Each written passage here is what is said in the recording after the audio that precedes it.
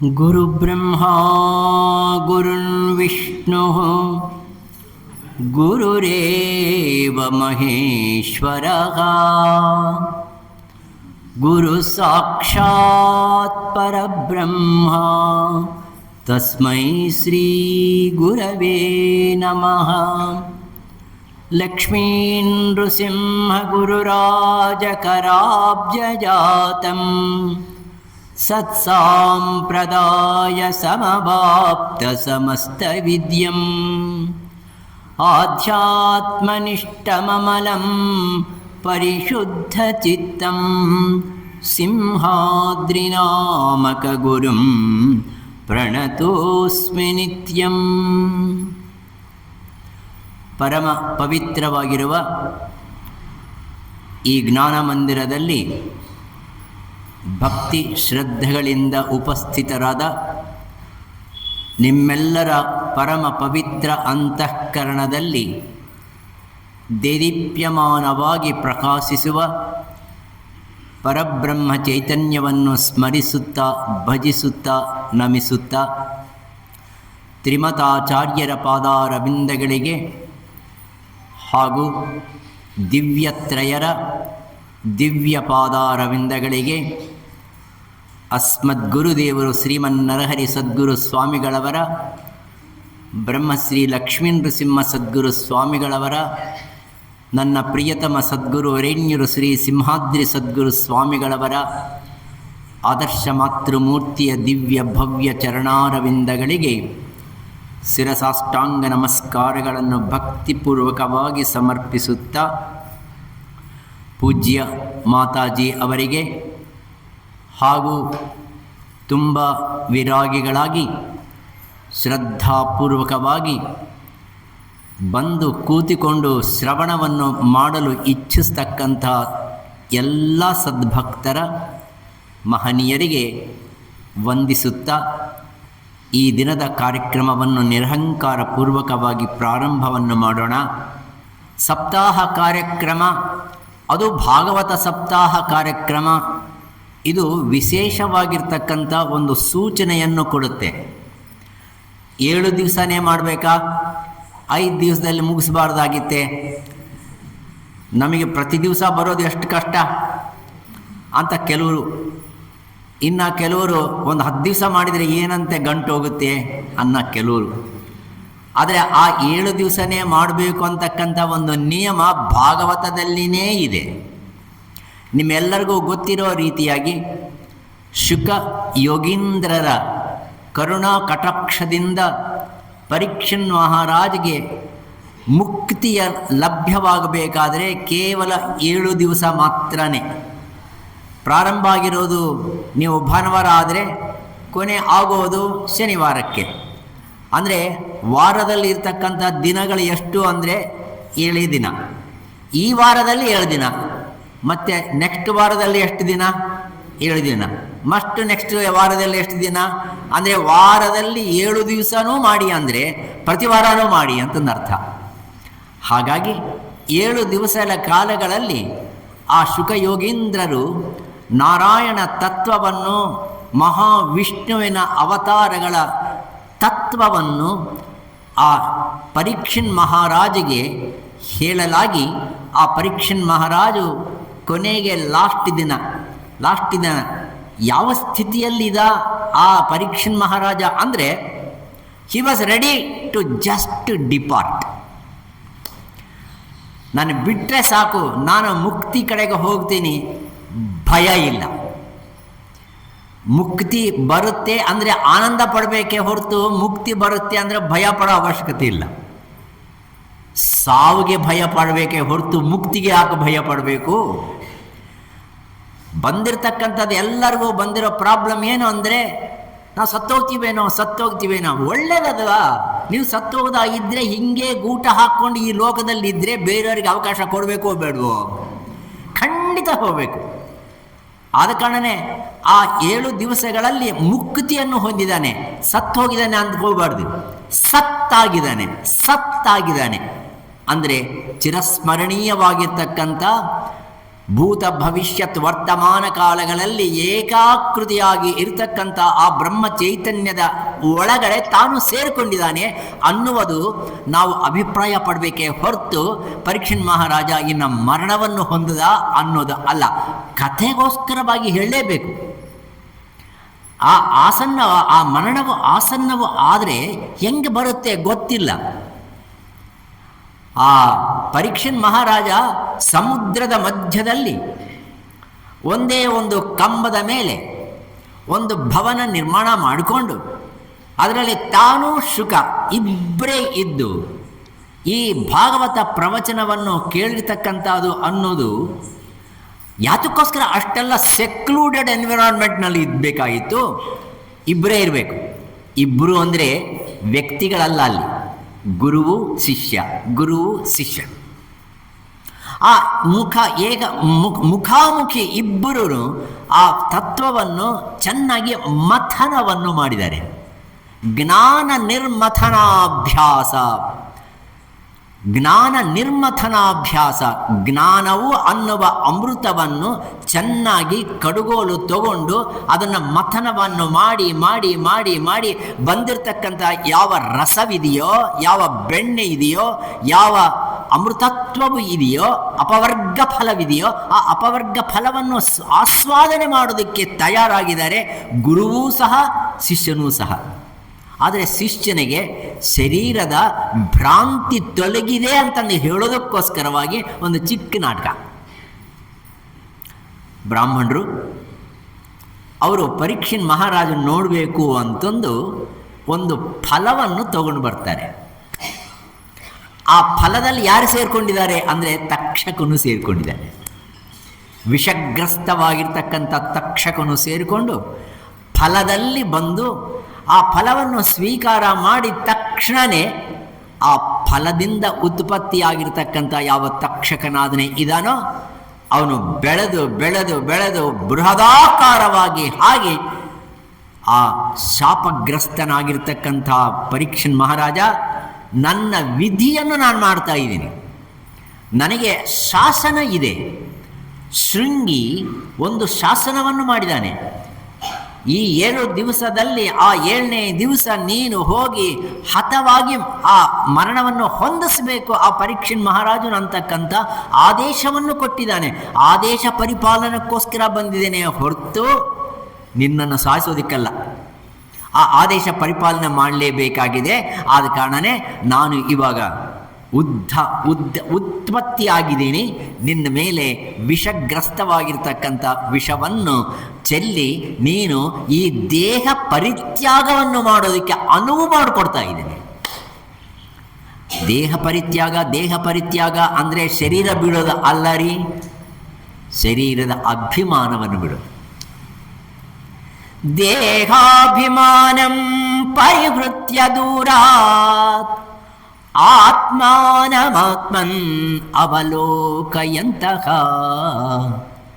ಅಹರ್ನಿಶಂ ಬ್ರಹ್ಮಣಿ ಯೇ ರಮಂತಃ ಕೌಪೀನವಂತಃ ಖಲು ಭಾಗ್ಯವಂತಃ. ಶಂಕರ ಭಗವತ್ಪಾದಾಚಾರ್ಯರು ಕೌಪೀನ ಪಂಚಕದಲ್ಲಿ ಹೇಳಿರ್ತಕ್ಕಂಥದ್ದು. ನೀನು ಖಲು ಭಾಗ್ಯವಂತನಪ್ಪ. ಯಾತಕ್ಕೆ ಅಂದರೆ ಅಭಿಮಾನವನ್ನು ನೀನು ಪೂರ್ತಿಯಾಗಿ ತ್ಯಾಗವನ್ನು ಮಾಡಿರ್ತಕ್ಕಂಥವನು. ಯಾವ ಅಭಿಮಾನ? ದೇಹದ ಅಭಿಮಾನ. ನಮಗೆ 3 ದೇಹಗಳಿವೆ. ಎಷ್ಟು ದೇಹಗಳಿದೆ? 3 ದೇಹಗಳಿದೆ. ಮೇಲೆ ನೋಟಕ್ಕೆ ಒಂದು ದೇಹ ಇದೆ, ಅದನ್ನೇನಂತೀವಿ? ಸ್ಥೂಲ ದೇಹ ಅಂತೀವಿ.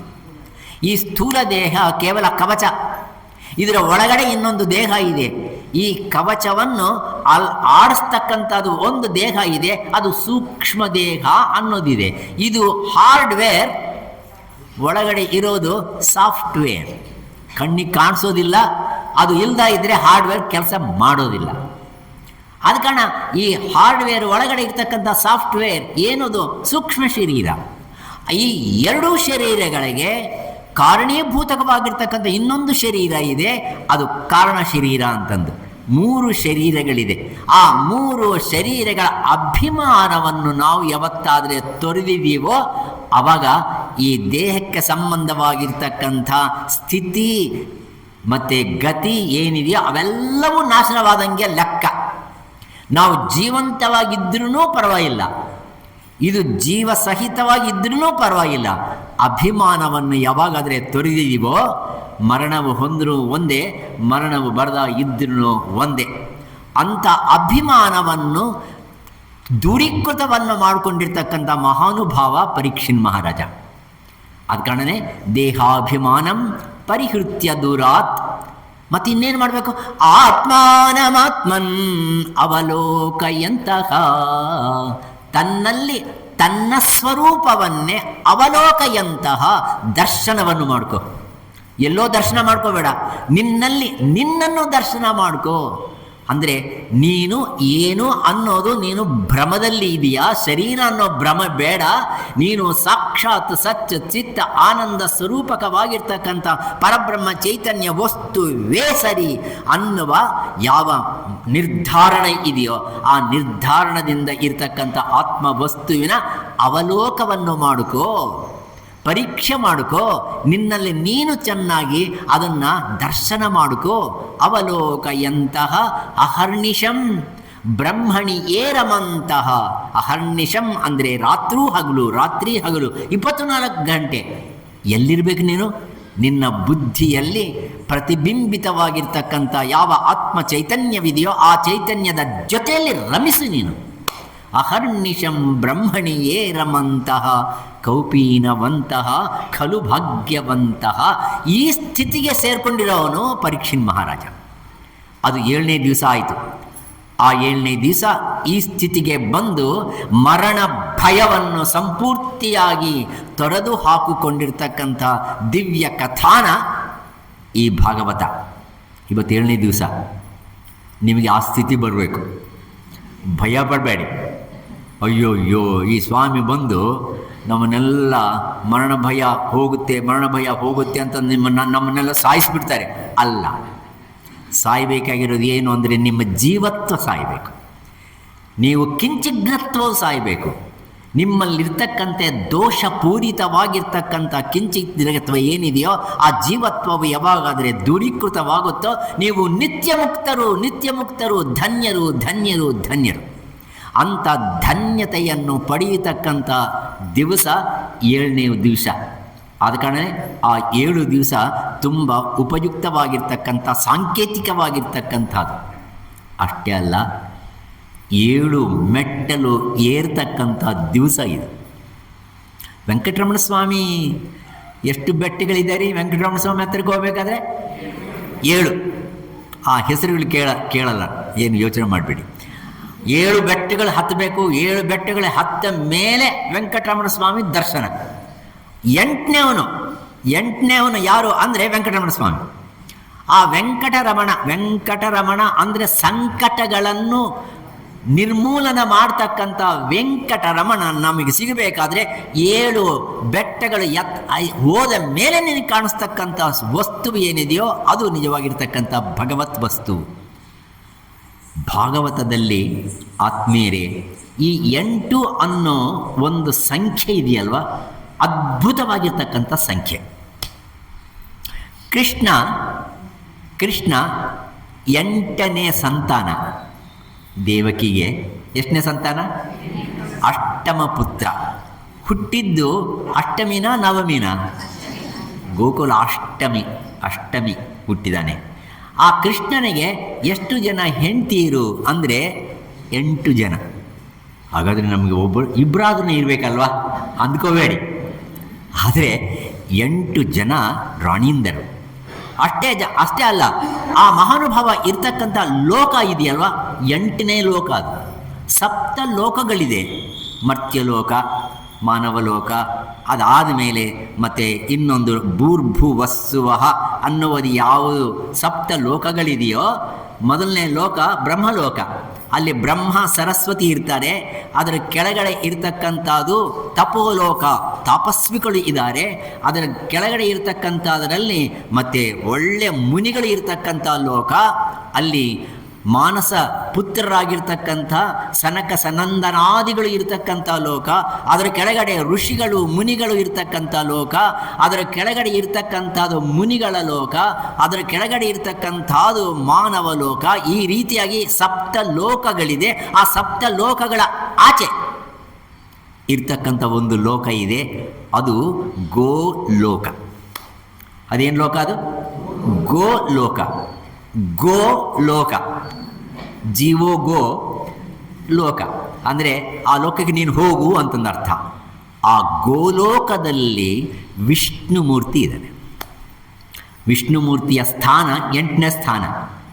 ಮೂಲಾಧಾರ, ಸ್ವಾಧಿಷ್ಠಾನ, ಮಣಿಪೂರಕ, ಮತ್ತು ಅನಾಹತ, ಆಮೇಲೆ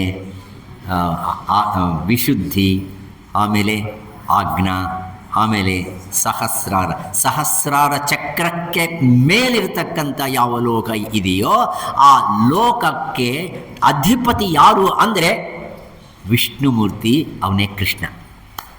ಆ ವಿಷ್ಣುಮೂರ್ತಿ ಆ ಗೋಲೋಕ ಅಂದರೆ ಸಮಸ್ತ ಜನಗಳ ಇರ್ತಕ್ಕಂಥ ಲೋಕ ಏನಿದೆಯೋ, ಸೂಕ್ಷ್ಮಾತಿ ಸೂಕ್ಷ್ಮವಾಗಿರ್ತಕ್ಕಂಥ ಜನಲೋಕ ಏನಿದೆಯೋ ಆ ಲೋಕಕ್ಕೆ ಅಧಿಪತಿ ಯಾರು ಅಂದರೆ ಕೃಷ್ಣ, ವಿಷ್ಣು. ಆ ವಿಷ್ಣುವೇ ಒಂದು ಅಂಶಾರೂಪಕವಾಗಿ ಶ್ರೀಕೃಷ್ಣನ ಜನನ ಆಗಿದೆ. ಶ್ರೀಕೃಷ್ಣ ಜನನ, ಶ್ರೀಕೃಷ್ಣನ ಲೀಲೆ, ಶ್ರೀಕೃಷ್ಣನ ಪವಾಡ, ಶ್ರೀಕೃಷ್ಣನ ಶೌರ್ಯ, ಶ್ರೀಕೃಷ್ಣನ ಜ್ಞಾನ, ಶ್ರೀಕೃಷ್ಣನ ಅವತಾರ ಎಲ್ಲವೂ ಭಾಗವತದಲ್ಲಿ ವಿಶದೀಕರಣ ಮಾಡಿರ್ತಕ್ಕಂಥ ಒಂದು ಉದ್ಗ್ರಂಥ. Bhagavata is equal to Krishna and is life. ಬೇರೆಯವರು ಎಲ್ಲರೂ ಬಂದರೂ ಮುಖ್ಯವಾಗಿರ್ತಕ್ಕಂಥ ಹೀರೋ ಆಫ್ ಭಾಗವತ ಯಾರು ಅಂದರೆ ಕೃಷ್ಣ. ಆ ಕೃಷ್ಣ ಅದ್ಭುತವಾಗಿರ್ತಕ್ಕಂಥ ಚಾರಿತ್ರ್ಯ. ನೀವು ನೋಡಿ ಕೃಷ್ಣನ್ನ, ಆ ಕೃಷ್ಣನಿಗೆ ಹುಟ್ಟಿರ್ತಕ್ಕಂಥ ಒಂದು ಪರಿಸ್ಥಿತಿ ಅದ್ಭುತವಾಗಿರ್ತಕ್ಕಂಥ ಪರಿಸ್ಥಿತಿ, ವಿಚಿತ್ರ. ಅಂಥ ಜನ್ಮ ಯಾರಿಗೂ ಬೇಡ. ಹುಟ್ಟಿದ್ದೆಲ್ಲೇ ಪಾಪ ಜೈಲಿನಲ್ಲಿ ಹುಟ್ಟಿದ್ದಾನೆ. ಆ ಜೈಲಿನಲ್ಲಿ ಹುಟ್ಟಿರ್ತಕ್ಕಂಥವನು ಆ ಮಹಾನುಭಾವ ದೇವಕಿ ಗರ್ಭದಲ್ಲಿ ಪ್ರವೇಶವನ್ನು ಮಾಡಿರ್ತಕ್ಕಂಥ ಒಂದು ಸಂದರ್ಭ ದೇವಕಿ ಹೇಳ್ತಾಳೆ, ನನಗೆ ಯಾಕೋ ಈ 7 ಗರ್ಭಗಳನ್ನು ನಾನು ಧರಿಸಿರ್ತಕ್ಕಂಥ ಸಂದರ್ಭದಲ್ಲಿ ನೋವಾಗ್ತಾ ಇತ್ತು, ಆದರೆ ಇವಾಗ ಏನು ಅನ್ನಿಸ್ತಾ ಇಲ್ಲಲ್ವಾ, ಸಂತೋಷವಾಗಿದ್ದೀನಿ. 8 ಗರ್ಭ, ಅಷ್ಟಮ ಗರ್ಭ. ಅವಳಿಗೆ ಎಷ್ಟು ಸಂತೋಷ ಅಂದರೆ ಅಷ್ಟು ಆನಂದ. ಏನೋ ಒಂದು ವಿಭೂತಿ ನನ್ನಲ್ಲಿ ಉದ್ಭವವಾಗ್ತಾ ಇದೆ, ಸಾಕ್ಷಾತ್ ವಿಷ್ಣುಮೂರ್ತಿಯೇ ನನ್ನನ್ನು ಕರುಣಿಸಿದಾನೇನೋ ಅನ್ನಿಸ್ತಾ ಇದೆ. ಒಳಗಡೆ ತನ್ನ ಪಾದಗಳಿಂದ ನನ್ನನ್ನು ಗುದ್ದುತ್ತಾ ಇದ್ದಾನೆ ಒಳಗೆ. ಪಾದಸ್ಪರ್ಶ. ಯಾರ ಸ್ಪರ್ಶ? ವಿಷ್ಣು ಭಗವಂತನ ಶ್ರೀಕೃಷ್ಣನ ಪಾದ ಸ್ಪರ್ಶ. ಯಾವ ತಾಯಿಯ ಹೊಟ್ಟೆಯಲ್ಲಿ ಆ ದೇವಕಿ, ಆ ತಾಯಿಯ ಹೊಟ್ಟೆಯಲ್ಲಿ ಅವಳು ಸ್ವೀಕಾರ ಮಾಡಿದಾಳೋ ಅದು ನಿಜವಾಗಿರ್ತಕ್ಕಂಥ ಪುಣ್ಯಪ್ರದವಾಗಿರ್ತಕ್ಕಂಥ ಸೌಭಾಗ್ಯದಾಯಕವಾಗಿರ್ತಕ್ಕಂಥ ಒಂದು ಟಚ್. ಭಗವಂತನನ್ನು ಮುಟ್ಟಿದರೆ ಸಾಕು, ನಮಗೆ ಅದ್ಭುತವಾಗಿರ್ತಕ್ಕಂಥ ಒಂದು ಶಕ್ತಿ ಬರುತ್ತೆ. ಅಂಥ ಭಗವಂತ ಹೊಟ್ಟೆಯಲ್ಲೇನೇ ಬಂದರೆ ನಮಗೆ ಇನ್ನು ಎಷ್ಟು ಆನಂದ ಆಗಿರಬೇಕು. ದೇವಕಿಗೆ ಅಷ್ಟು ಆನಂದ ಆಯ್ತಂತೆ. ಅದಕ್ಕೆ ಹಿಂದಿನ ಜನ್ಮ, ಅದಕ್ಕೆ ಹಿಂದಿನ ಇನ್ನೊಂದು ಗರ್ಭ ಮಾಯಾಶಕ್ತಿ, 7ನೇ ಗರ್ಭ, ಸಪ್ತಮ ಗರ್ಭ. ಅವಳು ಯಾರೋ ಅಲ್ಲ, ರಾಧಾ. ಅವಳು ಹುಟ್ಟಿದ ತಕ್ಷಣ, ಅದು ಹೆಣ್ಣು ಆದ ಕಾರಣನೇ ಹುಟ್ಟಿದ ತಕ್ಷಣ ಯಾರಿಗೆ ಕೊಡ್ತಾರೆ ಅಂದರೆ ಕಂಸನಿಗೆ ಕೊಡ್ತಾರೆ. ಕಂಸ ಏನು ಮಾಡ್ತಾನೆ ಅಂದರೆ ಮೇಲೆಗೆ ಹಾಕಿ ಕತ್ತಿಡ್ಲಿಗಿರ್ತಾನೆ. ಎಂಥ ದುರ್ಮಾರ್ಗ, ಎಂಥ ದುರ್ಮಾರ್ಗ. ಆವಾಗ ಆ ಕತ್ತಿಗೆ ಬಲಿ ಆಗೋದಿಲ್ಲ, ಆ ಮಗು ಮೇಲೆ ಹೋಗುತ್ತೆ, ಕೆಳಗೆ ಬೀಳೋದಿಲ್ಲ, ಆ ಮಗು ಮೇಲೆ ಹೋಗುತ್ತೆ. ಅದು ಮಾಯಾರೂಪಿಣಿ ಆಗಿರ್ತಕ್ಕಂಥ ರಾಧಾ ಫಸ್ಟ್ ಬಂದು ಇಂಟ್ರಡಕ್ಷನ್ ಕೊಟ್ಟಿದ್ದಾಳೆ. ಏ ಕಂಸ, ನಿನ್ನನ್ನು ಸಂಹಾರ ಮಾಡ್ತಕ್ಕಂಥವನು ಇನ್ನೊಬ್ಬನಿದ್ದಾನೆ, ಬರ್ತಾನೆ. ತಾನೂ ಸಿಗಲಿಲ್ಲ, ಆದರೆ ಮಾತು ಹೇಳ್ತು, ಹುಷಾರ್, ನೀನು ಮಾಡ್ತಕ್ಕಂಥ ಯಾವ ಅನ್ಯಾಯಗಳಾದರೆ ಉಂಟೋ, ದುರ್ಮಾರ್ಗತ್ವವೇನಿದೆಯೋ, ರಾಕ್ಷಸತ್ವವೇನಿದೆಯೋ, ಆ ರಾಕ್ಷಸತ್ವವನ್ನು ಸಂಪೂರ್ಣವಾಗಿ ನಿರ್ಮೂಲನ ಮಾಡ್ತಕ್ಕಂಥ ನೀನೊಬ್ಬರು ಬರ್ತಾನೆ. ಹೆಚ್ಚ ಎಚ್ಚರಿಕೆಯನ್ನು ಕೊಟ್ಟಿದ್ದಾಳೆ ಯೋಗ ಮಾಯಾ ಸ್ವರೂಪಿಣಿಯಾಗಿರ್ತಕ್ಕಂಥ ರಾಧಾಮಾತೆ. ಆದರೆ ಕಂಸನಿಗೆ ಅದರ ಮೇಲೆ ಗಮನ ಇಲ್ಲ. ಇನ್ನೊಂದು ಮತ್ತೆ ಕೃಷ್ಣ ಯಾವಾಗಾದರೆ ಹುಡ್ತಾನೋ ಆ ದೇವಕಿಗೆ ಅನ್ಕೊತಾಳೆ, ಭಗವಂತ ನೀನೇ ಹುಟ್ಟುತ್ತಾ ಇದೆಯಾ, ಇವನು ಮತ್ತೆ ಬರ್ತಾನಲ್ವಾ. ವಸುದೇವ ಹೇಳ್ತಾನೆ ನೀನು ಯೋಚನೆ ಮಾಡಿಬಿಡ, ಭಗವಂತ ಅವನಿಗೆ ಗೊತ್ತು, ಅವನನ್ನು ರಕ್ಷಣೆ ಹೆಂಗೆ ಮಾಡ್ಕೊಳ್ಬೇಕು ಅಂತಕ್ಕಂಥ ಅವನಿಗೆ ಗೊತ್ತಿದೆ, ನನಗ್ಯಾಕೆ ನಿನಗ್ಯಾಕೆ. ಆ ಜೈಲು ಅದ್ಭುತವಾಗಿರ್ತಕ್ಕಂಥ ಜೈಲು, ಎಲ್ಲಿದ್ದು ಯಾರೂ ತಪ್ಪಿಸ್ಕೊಂಡು ಹೋಗೋಕ್ಕೆ ಆಗಲ್ಲ. ಅಂಥ ಜೈಲಿನಲ್ಲಿ ಹುಟ್ಟಿರ್ತಕ್ಕಂಥ ಆ ಪುಣ್ಯಾತ್ಮ ಶ್ರೀಕೃಷ್ಣ, ಆ ಕೂಸು ಅವಾಗ ತಾನೇ ಹುಟ್ಟಿದೆ, ಇನ್ನು ಎಷ್ಟು ಕೋಮಲವಾಗಿರುತ್ತೆ, ಎಷ್ಟು ಅದು ಸೊಗಸಾಗಿರುತ್ತೆ, ಮೆತ್ತಗಿರುತ್ತೆ, ಮೃದುವಾಗಿರುತ್ತೆ. ಅಂಥ ಕೂಸನ್ನು ವಸುದೇವ ಏನು ಮಾಡ್ತಾನೆ ಅಂದರೆ ಅಲ್ಲಿಂದ ತೊಗೊಂಡು ಹೋಗ್ತಾನೆ ರಹಸ್ಯವಾಗಿರ್ತಕ್ಕಂಥ ಒಂದು ಮಾರ್ಗದಿಂದ ತೆಗೆದುಕೊಂಡು ಹೋದರೆ ಅಲ್ಲಿ ಯಾರಿದ್ದಾರೆ ಅಂದರೆ ಯಮುನಾ ಅಂದರೆ ಭಯಭ್ರಾಂತವಾಗಿರ್ತಕ್ಕಂಥ ನದಿ. ಯಮುನಾ ಯಾರು ಅಂದರೆ ಯಮನ ತಂಗಿ. ಯಮನೇ ಭಯಂಕರ, ಮತ್ತು ಯಮನ ತಂಗಿ ಅಂಥ ಭಯಂಕರವಾಗಿರ್ತಕ್ಕಂಥ ಯಮುನ, ವಿಷಗ್ರಸ್ತವಾಗಿರ್ತಕ್ಕಂಥ ನದಿ. ಅಲ್ಲಿ ಆ ಯಮುನೆಯಲ್ಲಿ ಈ ಮೊಸಳಿಗಳು ಎಲ್ಲ ಹಾರಾಡ್ತಕ್ಕಂಥ ಒಂದು ನದಿ. ಅದು ವಿಷಗ್ರಸ್ತವಾಗಿರ್ತಕ್ಕಂಥ ಯಮುನ, ಪ್ರವಾಹ ರೂಪದಾಗಲಿ ಇರ್ತಕ್ಕಂಥ ಯಮುನ. ಆ ಯಮುನಾ ನದಿಯಲ್ಲಿ ವಸುದೇವ ಅಂದ್ಕೊಳ್ತಾನೆ, ಭಗವಂತ ನಿನ್ನನ್ನು ನೀನು ಹೆಂಗೆ ರಕ್ಷಣೆ ಮಾಡ್ಕೊಂತೀಯ ಗೊತ್ತಿಲ್ಲ. ಮತ್ತು ಆ ಕೂಸನ್ನು ತೆಗೆದುಕೊಂಡು ಪ್ರಯಾಣ ಬೆಳೆಸ್ತಾನೆ.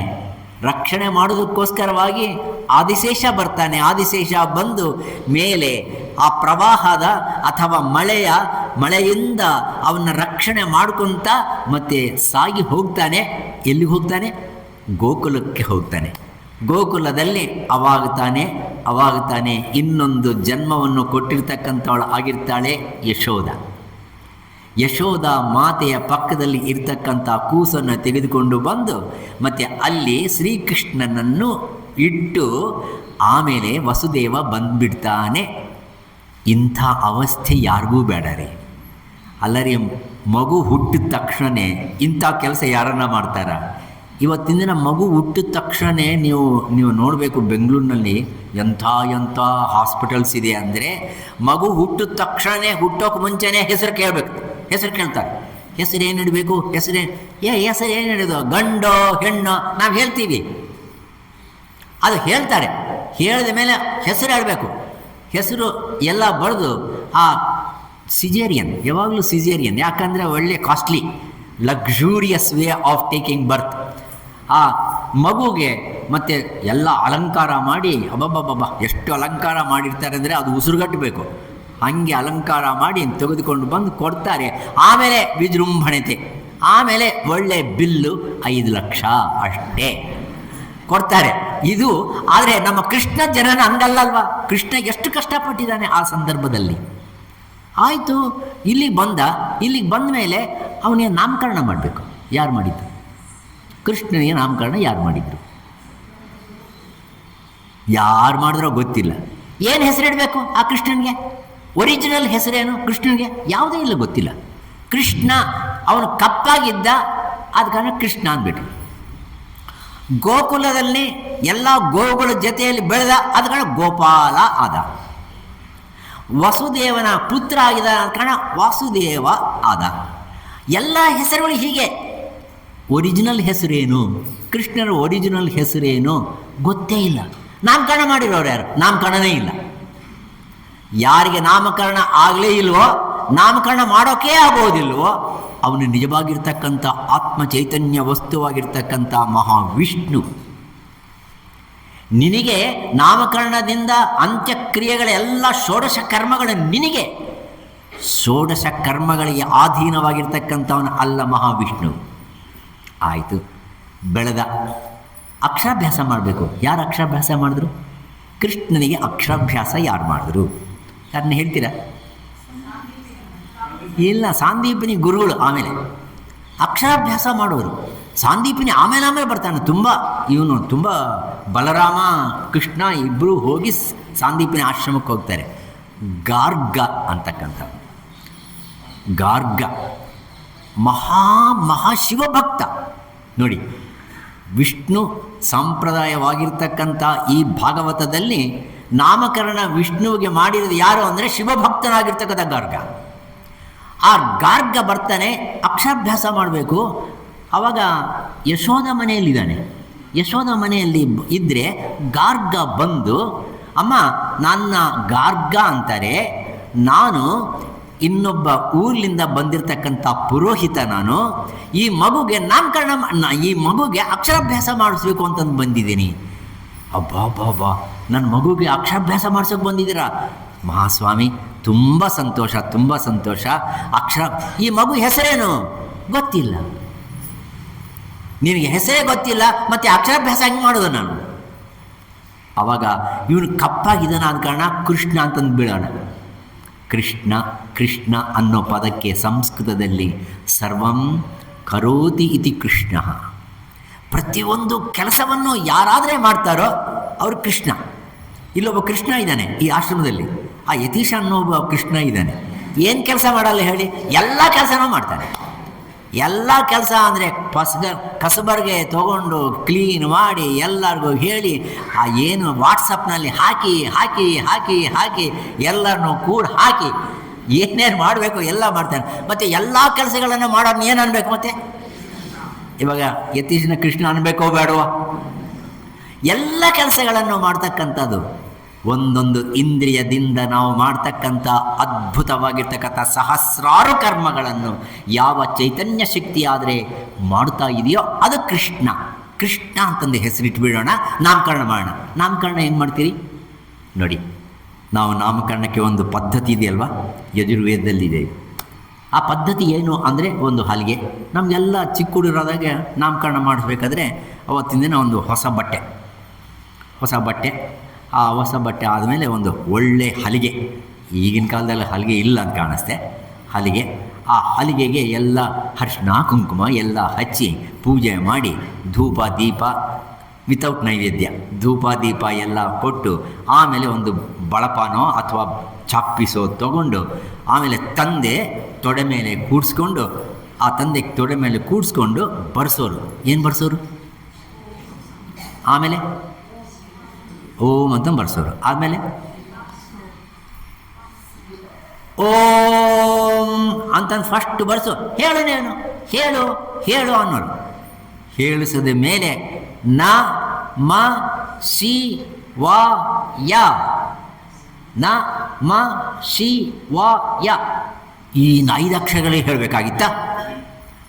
ನಕಾರಂ ಪೃಥ್ವೀಭೂತಂಚ, ಮಕಾರಂ ಆಪಮುಚ್ಯತೆ, ಶಿಕಾರಂ ಅಗ್ನಿಭೂತಂಚ, ವಕಾರಂ ವಾಯುರುಚ್ಯತೆ, ಯಕಾರಂ ವ್ಯೋಮಮಿತ್ಯಾಹುಃ.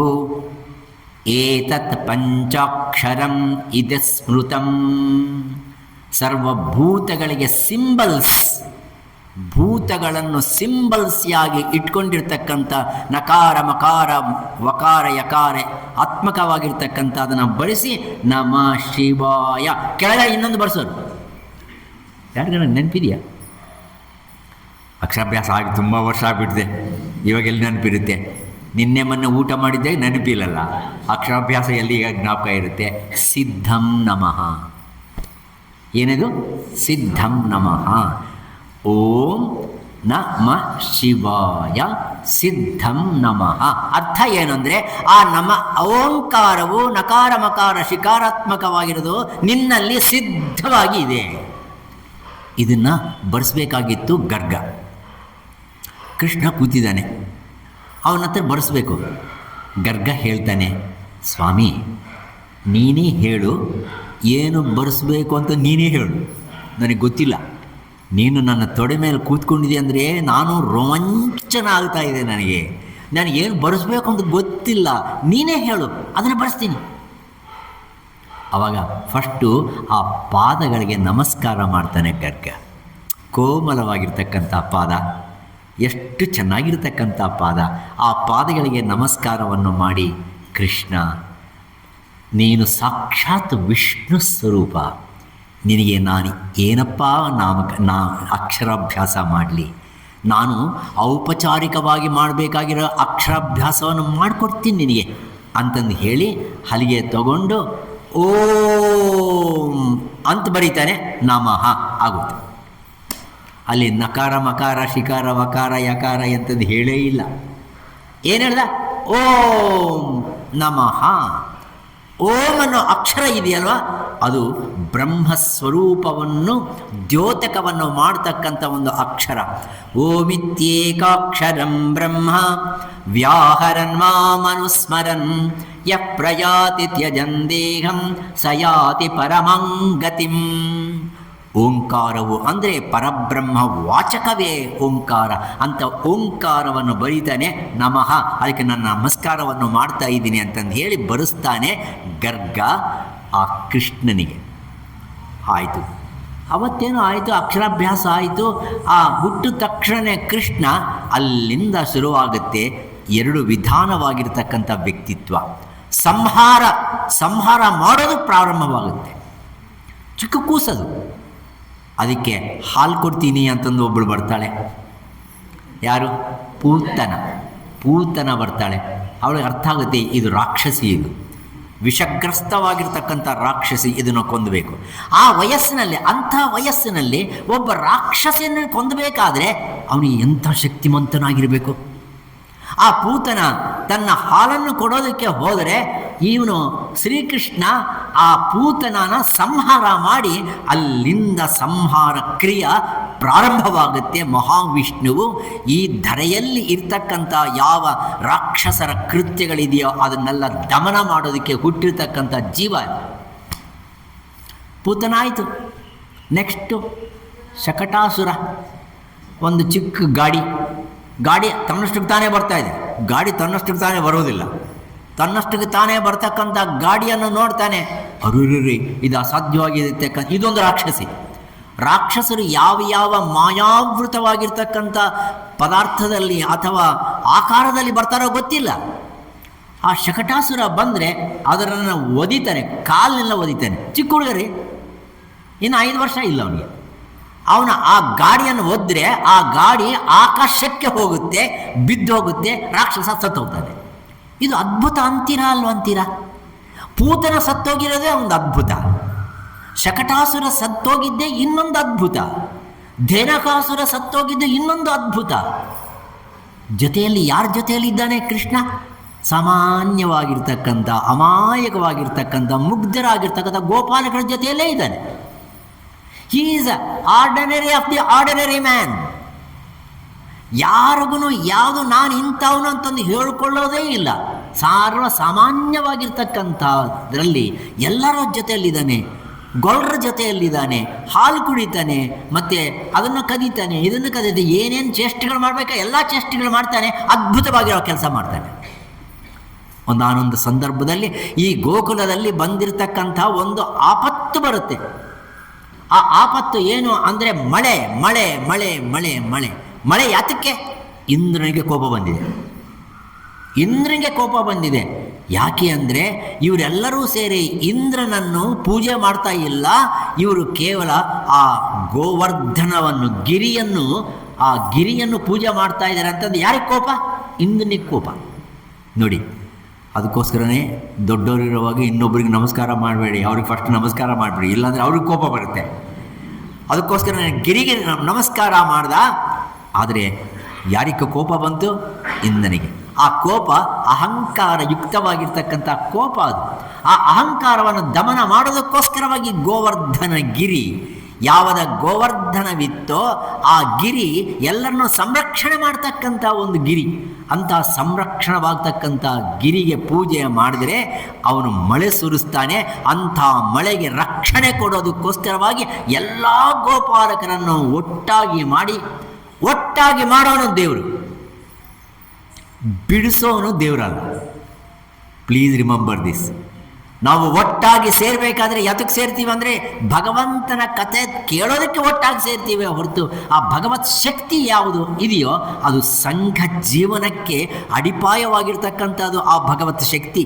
ಎಲ್ಲರೂ ಒಟ್ಟುಗೂಡಿಸಿ ಗೋವರ್ಧನಗಿರಿ ಕೆಳಗಡೆ ಏನು ಘೋರವಾಗಿರ್ತಕ್ಕಂಥ ಮಳೆ. ತದನಂತರ ಇಂದ್ರನಿಗೆ ಅರ್ಥ ಆಗುತ್ತೆ, ನನ್ನ ಕೈಲಾಗೋದಿಲ್ಲ, ಆದ ಕಾರಣ ಬಂದು ಕೃಷ್ಣನನ್ನು ಮತ್ತೆ ಕ್ಷಮಾಪಣ ಕೇಳ್ತಾನೆ, ಕ್ಷಮಿಸ್ತಾನೆ. ಇದೆಲ್ಲ ಅದ್ಭುತ ಅನಿಸೋದಿಲ್ವಾ? After all what was the age of Krishna at that point of time? He may not be more than about 8 years or so. ಇಷ್ಟೆಲ್ಲ ಮಾಡಿದ ಮೇಲೆ ಕಂಸ, ನಾನು ಯಾತಕ್ಕೆ ಹೇಳ್ತಾ ಇದ್ದೀನಿ ಅಂದರೆ ಕೃಷ್ಣನ ಜೀವನ ಯಾವತ್ತೂ ಸಂತೋಷವಾಗಿ ಆನಂದವಾಗಿಲ್ಲ. ಪ್ರತಿ ಕ್ಷಣ ಪರೀಕ್ಷಾ, ಪ್ರತಿ ಕ್ಷಣ ಕಷ್ಟ, ಪ್ರತಿ ಕ್ಷಣ ಇನ್ನೊಬ್ಬರಿಗೆ ಸಹಾಯ ಮಾಡ್ತಕ್ಕಂಥ ವ್ಯಕ್ತಿತ್ವವೇ ಹೊರತು ತನ್ನ ಸ್ವಾರ್ಥ ಇಲ್ಲ. ಎಲ್ಲಿ ಸ್ವಾರ್ಥವಿಲ್ಲವೋ, ಎಲ್ಲಿ ತನ್ನ ಜೀವನ ಸಮಾಜಕ್ಕೋಸ್ಕರವಾಗಿ ಅರ್ಪಿತವಾಗಿರ್ತಕ್ಕಂಥ ವ್ಯಕ್ತಿತ್ವವನ್ನು ಬೆಳೆಸ್ಕೊಂಡಿದ್ದಾರೋ ಅವರ ಭಗವಂತ. ಅದನ್ನು ನೆನಪಿಟ್ಕೋಬೇಕು. ಅದೇ ರೀತಿಯಾಗಿ ಶ್ರೀಕೃಷ್ಣ ಮೊದಲಿನಿಂದನೇ ಆ ಕೆಲಸ ಮಾಡ್ಕೊತ ಬಂದೇನೆ. ಎಲ್ಲ ರಾಕ್ಷಸರನ್ನು ಒಂದೊಂದಾಗಿ ತುಂಬ ಪ್ಲ್ಯಾಂಡ್ ಆಗಿ ಒಬ್ಬೊಬ್ಬರನ್ನೇ ಹತ ಮಾಡಿಸ್ತಾ ಇದ್ದಾನೆ. ಎಲ್ಲೋ ಒಂದು ಕಡೆ ಆ ಯಮುನಾದಲ್ಲಿ ಒಂದು ವಿಷ ಸರ್ಪ, ಕಾಳಿಂದಿ ಅಲ್ವಾ, ಕಾಳಿಂದಿ, ಆ ಕಾಳಿಂದಿ ಸರ್ಪ ವಿಷಗ್ರಸ್ತವು. ಅಂಥ ಬಂದಿರತಕ್ಕಂಥ ಎಲ್ಲ ಹಸುಗಳನ್ನ ನುಂಗಾಕ್ತಕ್ಕಂಥ ಸರ್ಪ. ಆ ಸರ್ಪವನ್ನು ನೋಡಿ ಇದಕ್ಕೆ ಸೊಕ್ಕು ಅನಿಸ್ಬೇಕು ಅನ್ನೋ ಉದ್ದೇಶದಿಂದ ಕೃಷ್ಣ ಹೋಗ್ತಾನೆ. ಯಾರೂ ಸಾಹಸ ಮಾಡಿಲ್ಲ, ಆದರೆ ಕೃಷ್ಣ ಸಾಹಸ ಮಾಡ್ತಾನೆ. ಆ ಸಾಹಸ ಮಾಡಿ ಒಳಗಡೆ ಹೋಗಿ ಆ ಕಾಳಿಂದಿ ಸರ್ಪದ ಮೇಲೆ ನಿಂತು ನಾಟ್ಯವನ್ನು ಮಾಡಿ ಆ ಕಾಳಿಂದಿಯ ಸೊಕ್ಕನ್ನು ಅಣಗಿಸಿ ಆ ಕಾಳಿಂದಿಗೆ ವರವನ್ನೂ ಕೊಡ್ತಾನೆ, ಇಲ್ಲಿ ರಕ್ಷಣೆ ಮಾಡ್ತಾನೆ. ಆದ ಕಾರಣ ಗೋಪಾಲಕರ ರಕ್ಷಣೆ ಮಾಡಿರ್ತಕ್ಕಂಥ ಗೋಪಾಲ ಇದನ್ನಲ್ವಾ, ಆ ಗೋಪಾಲಕ ಶ್ರೀಕೃಷ್ಣ ಯಾವತ್ತೂ ಸಂತೋಷವಾಗಿ ತನ್ನ ಪಾಟಿಗೆ ತಾನು ಏನೂ ಕೆಲಸ ಮಾಡಿಕೊಂಡಿಲ್ಲ. ಆಮೇಲೆ ಕಂಸ ಅಸಾಧ್ಯ. ಆ ಕಂಸ ಇವನನ್ನು ಸಾಯಿಸಬೇಕು ಅಂತಕ್ಕಂಥ ಏನೇನೋ ಪ್ಲ್ಯಾನ್ ಮಾಡ್ತಾನೆ. ನಾನು ಕತೆ ಹೇಳೋಕೆ ಹೋಗಲ್ಲ. ಆ ಕಂಸನ ಸಂಹಾರ ಯಾರೂ ಅಲ್ಲ, ಸೋದರ ಮಾವ ಅವನ್ನ ಸಂಹಾರ ಮಾಡಬೇಕಾಗಿರೋ ಪರಿಸ್ಥಿತಿ. ಅದನ್ನು ಹಿಂಜರಿಯಲ್ಲ, ಬಂಧು ಅಂತಂದು ಹಿಂಜರಿದಿಲ್ಲ. ಎಲ್ಲಿ ಅನ್ಯಾಯವಿದೆಯೋ, ಎಲ್ಲಿ ನಿಜವಾಗಿರ್ತಕ್ಕಂಥ ದುರ್ಮಾರ್ಗತ್ವವಿದೆಯೋ ಅದನ್ನು ಅಣಿಸೋದಕ್ಕೋಸ್ಕರವಾಗಿ ಆ ಕಂಸನನ್ನು ವಧೆ ಮಾಡ್ತಾನೆ ಬಲರಾಮನ ಜೊತೆಯಲ್ಲಿ ಹೋಗಿ. ಇಷ್ಟರೊಳಗಾಗಿ ಪಾಂಡವರು ಶುರು, ಒಂದಾದ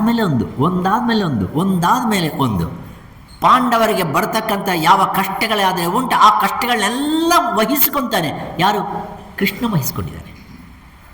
ಪಾಂಡವನ್ನೆಲ್ಲ ಮತ್ತೆ ಸುಟ್ಟು ಹಾಕಬೇಕು ಅಂತಕ್ಕಂಥದ್ದು ಯೋಜನೆ ಮಾಡಿ ದುರ್ಯೋಧನ ಒಂದು ಲಕ್ಕ ಮನೆಯಲ್ಲಿ ಇವ್ರನ್ನ ಸಂಹಾರ ಮಾಡಬೇಕು ಅಂತಂದು. ಆದರೆ ಭೀಮನಿಗೆ ಎಚ್ಚರಿಕೆ ಮಾಡಿ ಎಲ್ಲರನ್ನು ಕರ್ಕೊಂಡು ಹೋಗೋನೆ, ಎಲ್ಲೆಲ್ಲಿ ಏನೇನು ಮಾಡಬೇಕೋ, ಯಾರ್ಯಾರಿಗೆ ಯಾವ ಸ್ಫೂರ್ತಿಯನ್ನು ಕೊಡಬೇಕೋ ಆ ಸ್ಫೂರ್ತಿಯನ್ನು ಕೊಟ್ಟು ಸೈಲೆಂಟಾಗಿರೋದು. ತಾನು ಮಾತ್ರ ಮುಂದಕ್ಕೆ ಬರಲ್ಲ, ಆದರೆ ಹಿಂದೆ ಇರೋನೆಲ್ಲ ಅವನೇ. ಅದಕ್ಕೋಸ್ಕರನೇ ಭಗವಂತ ಎಲ್ಲಿದ್ದಾನೆ ಅಂದರೆ ನಮ್ಮ ಹಿಂದೆ ಇದ್ದಾನೆ. ಅವನಿಲ್ದ ಇದ್ದರೆ ನಾವು ಮುಂದಕ್ಕೆ ಹೋಗೋಕೆ ಆಗೋದಿಲ್ಲ, ಮುಂದಕ್ಕೆ ಮಾತ್ರ ಬರೋದಿಲ್ಲ, ಹಿಂದೆ ಇರ್ತಾನೆ. ಮತ್ತು ಅವನ್ನೆಲ್ಲ ರಕ್ಷಣೆ ಮಾಡ್ತಾನೆ. ರಕ್ಷಣೆ ಮಾಡಿದ ಮೇಲೆ ದ್ರೌಪದಿ ಗೋಳುಕೊಂತಾಳೆ, ಅಣ್ಣ ಊಟ ಇಲ್ಲ, ಇಷ್ಟು ಜನಕ್ಕೆ ನಾನು ಊಟ ಹಾಕ್ಬೇಕಾದ್ರೆ ಏನು ಮಾಡಬೇಕು? ಅದೆಂಥದ್ದು ಹೇಳಮ್ಮ ನಿನ್ನ ಗಂಡನಿಗೆ, ಧರ್ಮರಾಜನಿಗೆ, ಸೂರ್ಯ ಉಪಾಸನ ಮಾಡು ಅಂತಂದೇಳಿ. ಯಾವ ಸೂರ್ಯ ಅಲ್ಲ, ನನ್ನ ಶಕ್ತಿಯಿಂದ ಬೆಳಗತಕ್ಕಂಥ ಸೂರ್ಯ ಉಪಾಸನೆ ಮಾಡಲಿ. ಅಕ್ಷಯ ಪಾತ್ರ ನಿಮಗೆಲ್ಲ ಗೊತ್ತಿದೆ, ವಿವರಣೆ ಮಾಡೋಕೆ ಹೋಗ್ತಾ ಇಲ್ಲ. ಅಕ್ಷಯ ಪಾತ್ರ ಸೃಷ್ಟಿ ಮಾಡಿ ಆ ಅಕ್ಷಯ ಪಾತ್ರದಿಂದ ನೀನು ಏನೇನು ಬೇಕೋ ಎಲ್ಲ ಬರುತ್ತೆ, ಹೋಗು. ಎಲ್ಲಿ ಸಮರ್ಪಣಾ ಭಾವವಿದೆಯೋ ಅಲ್ಲಿ ಭಗವಂತನು ತನ್ನ ಸಾಕ್ಷಾತ್ಕಾರವನ್ನು ಮಾಡ್ತಾನೆ. ಸಮರ್ಪಣೆ ಇಲ್ಲದ ಇದ್ದರೆ ಅವನು ಖಂಡಿತ ಬರೋದಿಲ್ಲ. ಆ ಸಮರ್ಪಣಾ ಭಾವದಿಂದ ಆ ದ್ರೌಪದಿಗೆ ಅಕ್ಷಯ ಪಾತ್ರೆಯನ್ನು ಕೊಟ್ಟು ರಕ್ಷಣೆ ಮಾಡಿದ. ಒಂದಾನೊಂದು ಸಾರ್ತಿ ದುರ್ವಾಸ ಮಹಾಮುನಿ ದೂರ್ವಾಸ ಬರ್ತಾನೆ. ಆ ದೂರ್ವಾಸ ಬಂದು ದೂರ್ವಾಸ ಅಂದರೆ ಆಗ್ರಹ, ಅಂದರೆ ಕೋಪ. ಯಾರಿಗಾದ್ರೂ ತುಂಬ ಕೋಪ ಬಂದರೆ ದೂರ್ವಾಸ ಮನ್ಮಯ ಆಗಿದೆಯಲ್ಲಪ್ಪ ಅಂತಾರೆ.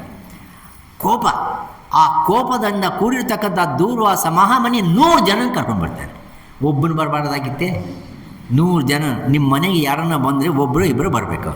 ಒಂದು 25 ಜನ ಕರ್ಕೊಂಡು ಬರೋದು. ನಾವೆಲ್ಲ ಬಂದಿದ್ದೀವಿ, ಊಟ ರೆಡಿನಾ ಅಂದರೆ ನೀವೇನು ಮಾಡ್ತೀರಿ? ಹ್ಞೂ ಅನ್ಬೇಕು. ಅಯ್ಯೋ ತಾಳಿ, ನಾನು ಎಲ್ಲಿಗೋ ಹೋಗಬೇಕು, ಬೀಗ ಹಾಕ್ತಾ ಇದ್ದೀನಿ, ಆಮೇಲೆ ಬನ್ನಿ ಅಂತ. ಇವಾಗೆಲ್ಲ ಹಾಗೆ ಅನ್ನೋದು.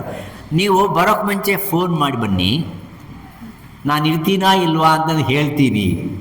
ಯಾತಕ್ಕೆ ಬರ್ತಾಯಿದ್ದೀರಿ ನೀವು?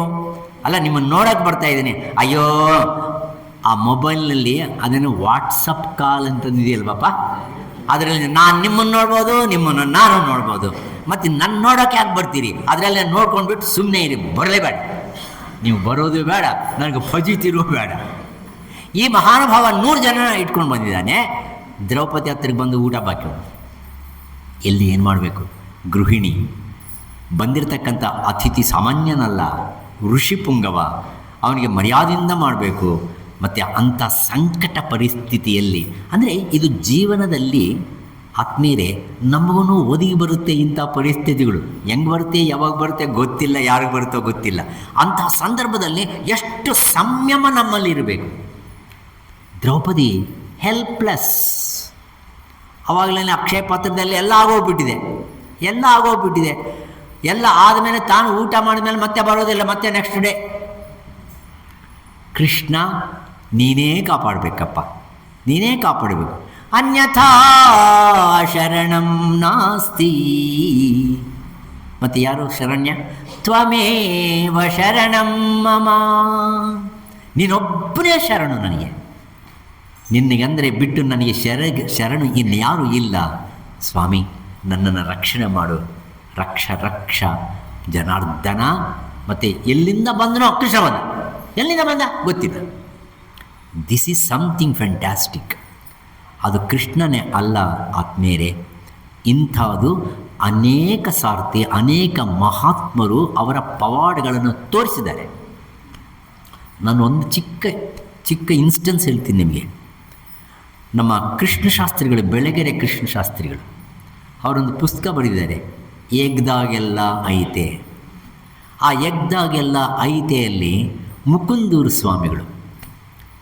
ಸ್ವಾಮಿಗಳು ಅದ್ಭುತವಾಗಿರ್ತಕ್ಕಂಥ ಒಂದು ಪವಾಡ ಪುರುಷ, ಸಿದ್ಧಿ ಪುರುಷ, ಮಹಾಜ್ಞಾನಿ, ಸಾಮಾನ್ಯವಾಗಿರ್ತಕ್ಕಂಥ ಉಡುಪುಗಳು. ಅಂಥ ಮಹಾಜ್ಞಾನಿ ಜೊತೆಯಲ್ಲಿ ಕೃಷ್ಣಶಾಸ್ತ್ರಿಗಳು ಒಂದು ಸಾತಿ ಬೆಟ್ಟಕ್ಕೆ ಹತ್ತಾರೆ. ಇವರಿಗೆ ಸುಸ್ತು. ಯಾರಿಗೆ? ಕೃಷ್ಣಶಾಸ್ತ್ರಿಗಳಿಗೆ. ಅವ್ರು ಏನೋ ದಡ್ಡ ಹೋಗ್ತಾ ಇದ್ದಾರೆ. ಅವರು ಅಜಾನುಬಾಹು ವಿಗ್ರಹ. ನಮ್ಮವರು, ನಮ್ಮ ಕುಬ್ಜರು ಯಾರು? ನಮ್ಮ ಕೃಷ್ಣಶಾಸ್ತ್ರಿಗಳು, ನಮ್ಮ ನೆಂಟರವರು. ನಾವೆಂಗೋ ಅವರು ಹಂಗೆ. ಅದಕ್ಕೋಸ್ಕರ ಹೋಗಿದ್ದಾರೆ. ಹೋದರೆ ಇವ್ರಿಗೆ ಸುಸ್ತು. ಏನಾ ಬಾರ ಬೇಗ. ಏನು ಬರ್ತೀವಿ ಸ್ವಾಮಿ, ನನಗೆ ಸುಸ್ತಾಗ್ತಾ ಇದೆ. ಏನೂ ಇಲ್ಲ. ಏನೇನು ತಂದೀಯಾ? ನೀನೇನೋ ತಂದಿರ್ತೀಯ ಅಂದ್ಕೊಂಡಿದ್ದೆ, ಬಾಳೆಹಣ್ಣು ಗೀಳು ಹಣ್ಣು ತಂದಿರ್ತೀಯ ಅಂದ್ಕೊಂಡಿದ್ದೆ. ಏನೂ ತಂದಿಲ್ಲ. ಅಯ್ಯೋ, ಬರೋವಾಗ ಏನಾದ್ರು ತರಬೇಕೋ ಬೇಡವಾ? ಬೆಟ್ಟ ಹತ್ತುತ್ತಾ ಇದ್ದೀವಿ ಅಂದರೆ ನಾನೇನು ತಂದಿಲ್ಲ. ಆಗ ಬಾ ನೋಡೋಣ, ಯಾರನ್ನ ಕೊಡ್ತಾರೆ ಅಂತ ನೋಡೋಣ. ಅಬ್ಬಾ ಕೊಟ್ಲಪ್ಪ. ಆ ಪಕ್ಷಿ ಇದೆ ನೋಡಿ, ಅದು ಕೊಟ್ಟು 2 ಬಾಳೆಹಣ್ಣು. ಯಾರು ಕೊಟ್ಟರದು? ಅದು ಯಾರು ಕೊಟ್ಟರೋ ಗೊತ್ತಿಲ್ಲ. 2 ಬಾಳೆಹಣ್ಣು, ದೊಡ್ಡ ಬಾಳೆಹಣ್ಣು. 1 ಬಾಳೆಹಣ್ಣು ಕೊಟ್ಟರು ಕೃಷ್ಣಶಾಸ್ತ್ರಿಗೆ. ಎಲ್ಲಿಂದ ಬರಲಿ, ಫಸ್ಟು ಬಾಳೆಹಣ್ಣು ಕೊಡಿ. ತಿಂದರು. ಡಯಾಬಿಟಿಕ್ ಆಗಿತ್ತು ಅಂತ ಕಾಣಿಸ್ತೆ ಅವರು. ಅದಕ್ಕೋಸ್ಕರ ತಿಂದುಬಿಟ್ರು. ಆರಾಮಾಯಿತು. ಇನ್ನೂ ಸ್ವಲ್ಪ ಹಸಿವಾಗಿದೆಯಾ, ಇನ್ನೊಂದು ಕೊಡ್ತೀನಿ ಅಂದರು. ಈ ಪವಾಡ ಆಶ್ಚರ್ಯವಲ್ಲ. ಸಾಮಾನ್ಯವಾಗಿರ್ತಕ್ಕಂಥ ಮುಕುಂದೂರು ಸ್ವಾಮಿನೇ ಇಂಥ ಪವಾಡಗಳು ಮಾಡ್ತಕ್ಕಂಥದ್ದು ಸಾಧ್ಯವಾಗಿದ್ದರೆ ಶ್ರೀಮನ್ ಮಹಾವಿಷ್ಣುವಿಗೆ ಇದು ಲೆಕ್ಕನ? ಎಲ್ಲಿಂದ ಬಂದ ಗೊತ್ತಿಲ್ಲ. ಬಂದ, ದ್ರೌಪದಿ ತಂಗಿ ಹಸಿವಾಗ್ತಾ ಇದೆ, ಊಟ ಕೊಡು. ಅಣ್ಣ, ನನ್ನನ್ನು ಹಾಸ್ಯ ಮಾಡ್ತಾ ಇದ್ದೀವ, ಪರೀಕ್ಷೆ ಮಾಡ್ತಾ ಇದೀಯಾ? ಎಲ್ಲ ಮುಗಿದೋಗಿದೆ. ಏನು ಮುಗಿದೋಗಿದೆ ನೋಡೋಣ ಬಾ, ಏನನ್ನ ಇರುತ್ತೆ ಅದರಲ್ಲಿ. ಪಾತ್ರೆ ತಗೊತಾನೆ, ತನ್ನ ಮಾಯಾ ಜಾಲದಿಂದ ಒಂದು ಅಗಳು ಹಾಕ್ತಾನೆ. ಆ ಅಗಳು ಹಾಕುತ್ತಾ ಇದೆಯಲ್ಲಮ್ಮ, ಅಗಳಿದೆಯಲ್ವಾ, ಸಾಕು, ಒಂದು ಅಗಳು. ಯಾವುದೋ ಅಗಳು ಅಲ್ಲ, ಅದೇ ವರ್ಣಾತ್ಮಕವಾಗಿರ್ತಕ್ಕಂಥ ಪರಬ್ರಹ್ಮ ಸ್ವರೂಪಕವಾಗಿರ್ತಕ್ಕಂಥ ಆಹಾರ. ಅದಕ್ಕೋಸ್ಕರನೇ ಆಹಾರವನ್ನು, ಅನ್ನವನ್ನು ಏನಂತಾರೆ ಅಂದರೆ ಪರಬ್ರಹ್ಮ ಸ್ವರೂಪ ಅಂತಾರೆ. ಅಂತ ಅನ್ನ ಸ್ವಲ್ಪ ಇದ್ರೂ ಸಾಕು, ಸಮಸ್ತವಾಗಿರ್ತಕ್ಕಂಥ ಪದಾರ್ಥಗಳು ತಯಾರಾಗುತ್ತೆ ಅಂತಂದು ಆಕೆಗೆ ಸಹಾಯ ಮಾಡಿರ್ತಕ್ಕಂಥವನು ಶ್ರೀ ಕೃಷ್ಣ ಭಗವಂತ. ಸ್ವಲ್ಪ ತಗೊಂಡು ತೃಪ್ತೋಸ್ಮಿ ತೃಪ್ತೋಸ್ಮಿ ತೃಪ್ತೋಸ್ಮಿ ಅಂತಂದು ಕೃಷ್ಣ ಹೇಳಿದ್ರೆ, ಅಲ್ಲಿ ದೂರ್ವಾಸ ಮಹಾಮುನಿ ಜೊತೆಯಲ್ಲಿರ್ತಕ್ಕಂಥ 100 ಜನಕ್ಕೆ ಅವ್ರೇನೋ ತೃಪ್ತೋಸ್ಮಿ ತೃಪ್ತೋಸ್ಮಿ ಅನ್ಬೇಕವರು. ಮಹಾವಿಷ್ಣು ಸ್ವೀಕಾರ ಮಾಡಿದ್ರೆ ಸಕಲ ಕೋಟಿ ಜೀವರಾಶಿಗಳು ತೃಪ್ತಿ ಆಗಬೇಕು. ಇದನ್ನು ತೋರಿಸಿರ್ತಕ್ಕಂಥವರು ಕೃಷ್ಣ. ಇದೊಂದು ಪವಾಡ. ಆದರೆ ತನ್ನ ಸ್ವಾರ್ಥ ಏನಿಲ್ಲ ಇಲ್ಲಿ. ಯಾರಿಗೋಸ್ಕರ ಮಾಡ್ದ? ದ್ರೌಪದಿಗೋಸ್ಕರ ಮಾಡ್ದ. ಅವರ ಮರ್ಯಾದನ್ನು ಉಳಿಸೋದಕ್ಕೋಸ್ಕರವನ್ನು ಮಾಡ್ದ. ಇಂಥ ಕಥೆಗಳು, ಇಂಥ ಉದಂತಗಳು, ಇಂಥ ಸನ್ನಿವೇಶಗಳು ಜೀವನ ಪರ್ಯಂತ ಮಾಡಿದ್ದಾನೆ. ಆದರೆ ಎಲ್ಲಿನೂ ಕೃಷ್ಣ ನಾನು ಹಿಂಗೆ ಮಾಡ್ತೀನಿ, ಹಂಗೆ ಮಾಡ್ತೀನಿ ಅಂತಂದು ಹೇಳ್ಕೊಂಡಿಲ್ಲ. ತಾವು ಮಾಡ್ತಕ್ಕಂಥ ಘನವಾಗಿರ್ತಕ್ಕಂಥ ಕೆಲಸಗಳ ಹಿಂದೆ ಯಾವುದೋ ಒಂದು ದಿವ್ಯ ಶಕ್ತಿ ಇದೆ ಅನ್ನೋದು ಮಾತ್ರ ಗ್ರಹಣೆ ಮಾಡಿ, ತಾನು ಮಾತ್ರ ಯಾವಾಗಲೂ ಹಿಂದೆ ಇರತಕ್ಕಂಥ ವ್ಯಕ್ತಿತ್ವ ಆ ಮಹಾ ಶ್ರೀಕೃಷ್ಣ ಭಗವಂತಂದು. ಅಂಥ ಶ್ರೀಕೃಷ್ಣ ಭಗವಂತನಿಗೆ ಎಷ್ಟು ಜನ ರಾಣಿಯಂದರು? 8 ಜನ. ಯಾರವರು? ಅವರು ಸಾಮಾನ್ಯವಾಗಿರ್ತಕ್ಕಂಥ ಮಹಾರಾಣಿಯರಲ್ಲ. ಕೃಷ್ಣನ ಹತ್ರ ಉದ್ಧವ ಗೀತೆ ಆಗಿದೆ ಅಂತ ಕಾಣಿಸ್ತಿಲ್ಲಿ, ಆಗಿದೆ. ಉದ್ಧವ ಕೇಳ್ತಾನೆ, ಏನು ಕೃಷ್ಣ 8 ಜನ ಸಾಕಾಗಲ್ಲ ಅಂತಂದು 16,000 ಗೋಪಿಗ ಸ್ತ್ರೀಗಳನ್ನ ಕಟ್ಕೊಂಡಿದೆಯಲ್ಲಯ್ಯ, ನಾಚಿಕೆ ಆಗಲ್ವ ನಿನಗೆ? ಇದೊಂಥರ ಫ್ರೆಂಡ್ಲಿಯಾಗಿ ಸಂಭಾಷಣೆ ಮಾಡ್ತಾನೆ. ಯಾರ ಹತ್ರ? ಉದ್ಧವ ಕೃಷ್ಣನ ಹತ್ರ. ಅಲ್ವೋ, ನಾನು ಕಟ್ಕೊಂಡಿಲ್ಲ, ಅವರೇ ನನ್ನನ್ನು ಕಟ್ಕೊಂಡಿದ್ದಾನೆ. ಇದು ನೋಡಿ, ನಾನು ಕಟ್ಕೊಂಡಿಲ್ಲ, ಅವರೇ ನನ್ನನ್ನು ಕಟ್ಕೊಂಡಿದ್ದಾರೆ. ಅವರೆಲ್ಲ ಮುನಿಪುಂಗವರು, ಅವರೆಲ್ಲ ಹಿಂದಿನ ಜನ್ಮಗಳಲ್ಲಿ ಋಷಿಗಳು. ತ್ರೇತಾಯುಗದಲ್ಲಿ ಶ್ರೀರಾಮ ಅವತಾರದಲ್ಲಿ ಇರೋವಾಗ ಅವರ ಆಶ್ರಮಗಳಿಗೆಲ್ಲ ಹೋಗಿದ್ದೀನಿ ನಾನು. ಆಶ್ರಮಗಳಿಗೆ ಹೋದರೆ ಆ ಋಷಿಪುಂಗ ಅವರೆಲ್ಲರೂ ರಾಮ ರಾಮ ರಾಮ ಅಂತಂದು ರಾಮನ ಆಲಿಂಗನವನ್ನು ಮಾಡಿಕೊಂಡು, ರಾಮ ನಿನ್ನ ನಮ್ಮ ಜೊತೆಯಲ್ಲಿ ಇರಬೇಕು. ಇವಾಗ ಆಗಲ್ಲ, ಇನ್ನೊಂದು ಅವತಾರವನ್ನು ತಾಳಿ ನಿಮ್ಮನ್ನೆಲ್ಲರನ್ನು ನಾನು ಗ್ರಹಣೆಯನ್ನು ಮಾಡ್ತೀನಿ. ಪಾದಗ್ರಹಣ ಅದಲ್ಲ, ಗ್ರಹಣವನ್ನು ಮಾಡ್ತೀನಿ, ನಿಮ್ಮನ್ನು ಸ್ವೀಕಾರ ಮಾಡ್ತೀನಿ. ಆದ ಕಾರಣ ಅವರಾಗಿ ಅವರು ಬಂದಿದ್ದಾರೆ ಹೊರತು ನಾನಾಗಿ ಅವ್ರನ್ನ ಕೇಳಿಲ್ಲ. ಈ 8 ಜನ ರಾಣಿಯಂದರು ಅಷ್ಟೇ. ರುಕ್ಮಿಣಿ ಕಷ್ಟದಲ್ಲಿದ್ದರು, ಸಹಾಯ ಬೇಡಿದ್ರು, ಸಹಾಯ ಮಾಡಿದೆ, ಮದುವೆ ಮಾಡಿದ್ರು. ಸತ್ಯಭಾಮ ಅವಳಿಗೆ ತುಂಬ ಕಷ್ಟದಲ್ಲಿ ಇತ್ತು. ಆ ಸತ್ಯಭಾಮನ ಸತ್ರಾಜಿತ್ತರು ತಗೊಂಡು ಬಂದು ನನಗೆ ಕಟ್ಟ. ಜಾಂಬವತಿ ಹಂಗೆ ಆಯಿತು. ಎಲ್ಲರೂ ಹಿಂಗೆ. ಅವರ ಜೊತೆಯಲ್ಲಿ ನಾನಿಲ್ಲ, ನನ್ನ ಜೊತೆಯಲ್ಲಿ ಅವರಿದ್ದಾರೆ. ಇಷ್ಟೆಲ್ಲ ಆದ್ರೂ ಕೃಷ್ಣನಿಗೆ ಒಂದು ಹೆಸರಿದೆ, ಅಸ್ಖಲಿತ ಬ್ರಹ್ಮಚಾರಿ ಅಂತ. ಅವನು ಬ್ರಹ್ಮಚಾರಿ. ಇಷ್ಟು ಜನ ಇದ್ರೂ ಅವನು ಮಾತ್ರ ಬ್ರಹ್ಮಚಾರಿ. ಅವನು ಚರಿಸ್ತಕ್ಕಂಥದ್ದು ಎಲ್ಲಿ ಅಂದರೆ ಬ್ರಹ್ಮನಲ್ಲಿನೇ ಚರಿಸ್ತಾನೆ ಹೊರತು ಈ ಸಾಮಾನ್ಯವಾಗಿರ್ತಕ್ಕಂಥ ಶರೀರಗಳಲ್ಲಿ ಅಲ್ಲ. ಎಲ್ಲ ಶರೀರಗಳಲ್ಲಿ ನಾನಿದ್ದೀನಿ, ನನ್ನಲ್ಲಿ ಇವೆಲ್ಲರೂ ಇದ್ದೀರಿ. ಅಂಥ ಅನನ್ಯವಾಗಿರ್ತಕ್ಕಂಥ ಸ್ವರೂಪವೇ ಆ ಮಹಾನುಭಾವಿನ ವ್ಯಕ್ತಿತ್ವವೇ ಹೊರತು ಅನ್ಯವಲ್ಲ. ಒಂದಾನೊಂದು ಸಂದರ್ಭ ನಿಮಗೆಲ್ಲ ಗೊತ್ತಿರುತ್ತೆ ಈ ಕಥೆ. 16,000 ಗೋಪಿಕಾ ಸ್ತ್ರೀಯರು. ನಾರದ ಅಂದುಕೊಳ್ತಾನೆ, ನನಗೆ ಯಾರೂ ಇಲ್ಲ, ಹಿಂದೆ ಇಲ್ಲ, ಮುಂದೆ ಇಲ್ಲ. ಬ್ರಹ್ಮಮಾನಸ ಪುತ್ರ ನಾರದ, ನನಗೆ ಯಾರೂ ಇಲ್ಲ, ಏನಪ್ಪ ಮಾಡೋದು? ಯಾರನ್ನ ಕೊಟ್ಟರೆ ಒಬ್ಬನು ಮದುವೆ ಮಾಡ್ಕೊಳ್ಳೋಣ ಅಂತ. ಯುವಕರೇ, ಆದಷ್ಟು ಬೇಗ ಮದುವೆ ಆಗಿರಿ. ಎಷ್ಟೋ ಜನ ಯುವಕರಿದ್ದಾರೆ, 40 ವರ್ಷ, 45 ವರ್ಷ, 50 ವರ್ಷ ಹತ್ರಕ್ಕೆ ಬರ್ತಾ ಇದೆ, ಮದುವೆ ಇಲ್ಲ. ಮೊನ್ನೆ ನನ್ನ ಹತ್ರಗೆ ಒಬ್ಬ ಶಿಷ್ಯ ಬಂದಿದ್ದ. ಅವತ್ತು 52 ವರ್ಷ. ಏನೋ ಚೆನ್ನಾಗಿದ್ದೀನೋ, ಮಕ್ಕಳೆಷ್ಟೋ? ಏನು ಸಮ ಮಕ್ಕಳು, ನನ್ನ ಮದುವೆನೇ ಆಗಿಲ್ಲ. ಮದುವೆ ಮಾಡ್ಕೋಬಾರ್ದಾಗಿದ್ದರು, ಕೊಡೋದೇ ಇಲ್ಲ ಸ್ವಾಮಿ, ಕೊಡೋದೇ ಇಲ್ಲ. ಯಾಕೆ ಕೊಡೋದಿಲ್ವ? ಅವರು ಕೇಳ್ತಾರೆ ಸ್ವಾಮಿ, ಅವರೆಲ್ಲ ಆಕಾಶದಲ್ಲಿದ್ದಾರೆ. ನನಗೆ 4 ಒಳ್ಳೆ BMW ಇದೆಯಾ ಅಂತ ಕೇಳ್ತಾರೆ, 2 ಇದು ಬಿಲ್ಡಿಂಗ್ ಇದೆಯಾ ಅಂತ ಕೇಳ್ತಾರೆ. 5 ಫಿಗರ್ಸ್ ಇವಾಗ ಏನಿಲ್ಲ, 6 ಫಿಗರ್ಸ್ ಸ್ಯಾಲ್ರಿ ಬರುತ್ತಾ ಅಂತ ಕೇಳ್ತಾರೆ. ಜರ್ಮನಿಗೆ ಹೋಗಿ ಬರ್ತಾ ಇರ್ತೀಯಾ ಇಲ್ವಾ ಅಂತ ಕೇಳ್ತಾರೆ. ಇವೆಲ್ಲ ಏನೂ ಇಲ್ಲ. ನಾನು ಸಾಮಾನ್ಯವಾಗಿರ್ತಕ್ಕಂಥ ಒಂದು ಜಿರಾಕ್ಸ್ ಶಾಪ್ನಲ್ಲಿ ಜಿರಾಕ್ಸ್ ಮಾಡ್ಕೊತಾ ಇದ್ದೀನಿ. ಆರಾಮಾಗಿ 25,000 30,000 ತರ್ತೀನಿ, ಆರಾಮಾಗಿ ಊಟ ಮಾಡ್ತೀನಿ, ನಿದ್ದೆ ಮಾಡ್ತೀನಿ. ನಾನು ಯಾರು ಕೊಡೋರೇ ಇಲ್ಲ ಸ್ವಾಮಿ, 52 ವರ್ಷ ಬಂತು. ಅಂದರೆ ಅಂಥ ಬ್ರಹ್ಮಚಾರಿಗಳು. ಮತ್ತು ನಾರದ ಅಂದ್ಕೊಳ್ತಾನೆ, ನನಗೆ ಇಷ್ಟು ವರ್ಷ ಆಯಿತು, ನನಗೆ ಮದುವೆ ಆಗಿಲ್ಲ. ಯಾರನ್ನ ಕೇಳಬೇಕು? ಶಿವನ್ನ ಕೇಳೋಣ, ಪಾರ್ವತಿ ಒಬ್ಬಳೆ. ವಿಷ್ಣು ಹತ್ರ ಕೇಳೋಣ, ಲಕ್ಷ್ಮಿ ಒಬ್ಬಳೆ. ಇನ್ನು ಬ್ರಹ್ಮದೇವನ ಹತ್ರ ಕೇಳೋಣ, ಸರಸ್ವತಿ ಒಬ್ಬಳೆ. ಇನ್ನೇನು ಹತ್ರಕ್ಕೆ ಹೋದರೆ ಚಂದ ಯೋಚನೆ ಮಾಡ್ತೇನೆ. ಸರಿಯಾದಂಥ ಅವನು 16,000 ಜನಗಳನ್ನ ಪಾಲನೆ ಮಾಡ್ತಾ ಇದ್ದಾನೆ. ಅದಕ್ಕೋಸ್ಕರ ಕೃಷ್ಣನ ಹತ್ರಕ್ಕೆ ಹೋಗೋಣ. ಕೃಷ್ಣನ ಹತ್ರಕ್ಕೆ ಬಂದ. ಬೆಳಗ್ಗೆ ಬಂದ. ಸಂಕಲ್ಪವನ್ನು ಅರ್ಥ ಮಾಡಿಕೊಳ್ಳೋನು ಯಾರು ಅಂದರೆ ಕೃಷ್ಣ. ನಿಮ್ಮ ಸಂಕಲ್ಪ ಏನಿದೆಯೋ ಆ ಸಂಕಲ್ಪವನ್ನು ಅರ್ಥ ಮಾಡ್ಕೊಳ್ಳೋರು ಯಾರು ಅಂದರೆ ನಿಮ್ಮಲ್ಲಿರ್ತಕ್ಕಂಥ ಆತ್ಮಸ್ವರೂಪ. ಅರ್ಥ ಮಾಡ್ಕೊಂಡಿರ್ತಾನೆ. ಏನು ನಾರದ ಬಂದೆ, ಚೆನ್ನಾಗಿದೆಯಾ? ಚೆನ್ನಾಗಿದ್ದೀನಿ. ನಿನ್ನ ಹತ್ರ ಏನೋ ಕೇಳೋಣ ಅಂತ ಬಂದೆ. ಕೇಳು. ಹೆಂಗೆ ಕೇಳೋದು? ನಿನ್ನ 16,000 ಗೋಪಿಕೆ ಸ್ತ್ರೀಯಲ್ಲಿ ಒಂದು ಗೋಪಿಕಾ ಸ್ತ್ರೀ ನನಗೆ ಕೊಡು ಅಂತಂದು ಹೆಂಗೆ ಕೇಳೋದು? ಅದು ಹೆಂಗೆ ಕೇಳಬಾರ್ದು ಅವೆಲ್ಲ. ಸಂಕೋಚ ಯಾರಿಗೆ? ನಾರದನಿಗೆ. ಗೊತ್ತಾಯ್ತು ಕೃಷ್ಣನಿಗೆ. ನನಗೆ ಅರ್ಥ ಆಯಿತು. ನಿನಗೆ ಗೋಪಿಕಾ ಸ್ತ್ರೀ ಬೇಕಾ? ಅಯ್ಯೋ ಅದೆಂಥದ್ದು, ಯಾರನ್ನು ಬೇಕಾದ್ರೂ ತೊಗೊಂಡೋಗು. ಅದೇನೋ ವಸ್ತುಗಳು ಥರ ತೊಗೊಂಡೋಗು. ಖುಷಿಯಾಗ್ಬಿಟ್ಟ. ಯಾರು? ನಾರದನಿಗೆ ಖುಷಿ. ಆದರೆ ಆ ಖುಷಿಯಲ್ಲಿ ಇನ್ನು ಯಾರನ್ನ ಸೆಲೆಕ್ಟ್ ಮಾಡ್ತೀಯಪ್ಪ ನೀನು ಸೆಲೆಕ್ಟ್ ಮಾಡೋಕ್ಕೆ ನಾಳೆ ಒಳ್ಳೆಯ ದಿವಸ, ನಾಳೆ ತದಿಗೆ ಒಳ್ಳೆಯ ದಿವಸ, ನಾಳೆ ಶುರು ಮಾಡು ಅಂತಂದು ಹೇಳಿ ನೀನು ಬೆಳಗ್ಗೆಂದು ಶುರು ಮಾಡು. ಯಾರ ಮನೆಯನ್ನ ಹೋಗು, ಆ ಮನೆಯಲ್ಲಿ ಗೋಪಿಕಾ ಸ್ತ್ರೀ ಒಬ್ಬಳೇ ಇದ್ದರೆ ಮದುವೆ ಮಾಡ್ಕೊಂಡ್ಬಿಡಲ್ಲ. ಒಂದೇ ಕಂಡೀಷನ್, ಆ ಮನೇಲಿ ನಾನು ಇರಬಾರ್ದು ಅಷ್ಟೇ. ಯಾವ ಮನೆಗೆ ಹೋಗ್ತೀಯೋ ಆ ಮನೆಯಲ್ಲಿ ನಾನು ಇರಬಾರ್ದು ಅಷ್ಟೇ. ಇನ್ನು ಉಳಿದಿರ್ತಕ್ಕಂಥ ಮನೆಗಳಿಗೆ ಹೋಗಿ ನೀನು ಸೆಲೆಕ್ಟ್ ಮಾಡ್ಕೋ. ಬೆಳಗ್ಗೆ ಎದ್ದು ತಾನೆ ನಾರದ ಒಬ್ಬರ ಮನೆಗೆ ಹೋಗ್ತಾನೆ. ಆವಾಗ ತಾನೇ ಶ್ರೀಕೃಷ್ಣ ಭಗವಂತ ಅಲ್ಲಿ ನಿದ್ದೆಯಿಂದ ಎದ್ದು ಅಂತ ಇದ್ದಾನೆ. ಗೋಪಿಕಾ ಸ್ತ್ರೀ ಪಾಪ ಎಲ್ಲ ಸೇವೆ ಮಾಡ್ತಾ ಇದ್ದಾಳೆ. ಫಸ್ಟ್ ಇವನೇ ಕಾಣಿಸ್ಬೇಕಾ?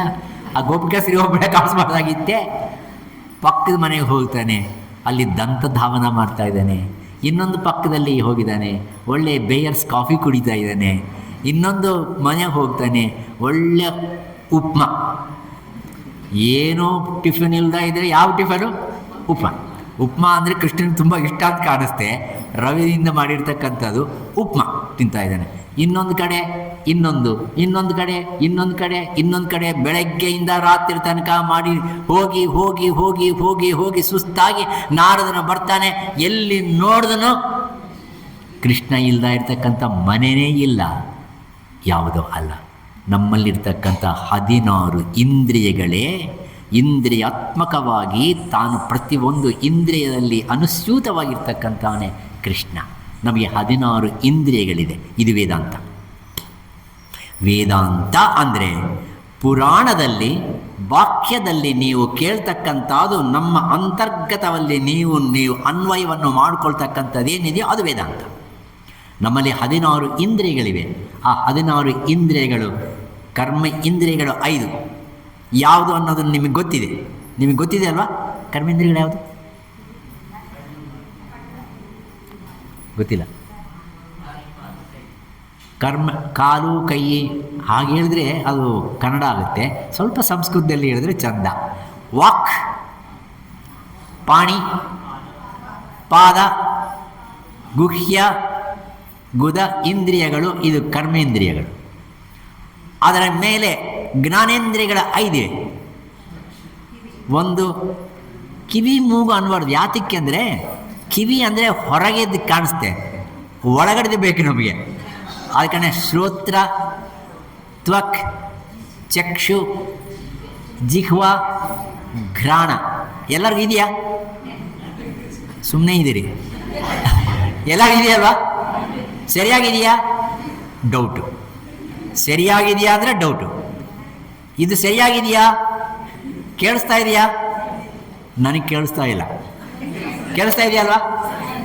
ಶ್ರೋತ್ರೇಂದ್ರಿಯ, ತ್ವಗೀಂದ್ರಿಯ, ಚಕ್ಷುರೇಂದ್ರಿಯ, ಜಿಹ್ವೇಂದ್ರಿಯ, ಘ್ರಾಣೇಂದ್ರಿಯ, ಇವು ಪಂಚ ಜ್ಞಾನ ಇಂದ್ರಿಯಗಳು. ಒಟ್ಟಾಯ್ತು ಎಷ್ಟಾಯ್ತು ಇವಾಗ? 10 ಆಯಿತು. ಇನ್ನು 5 ಇದೆ.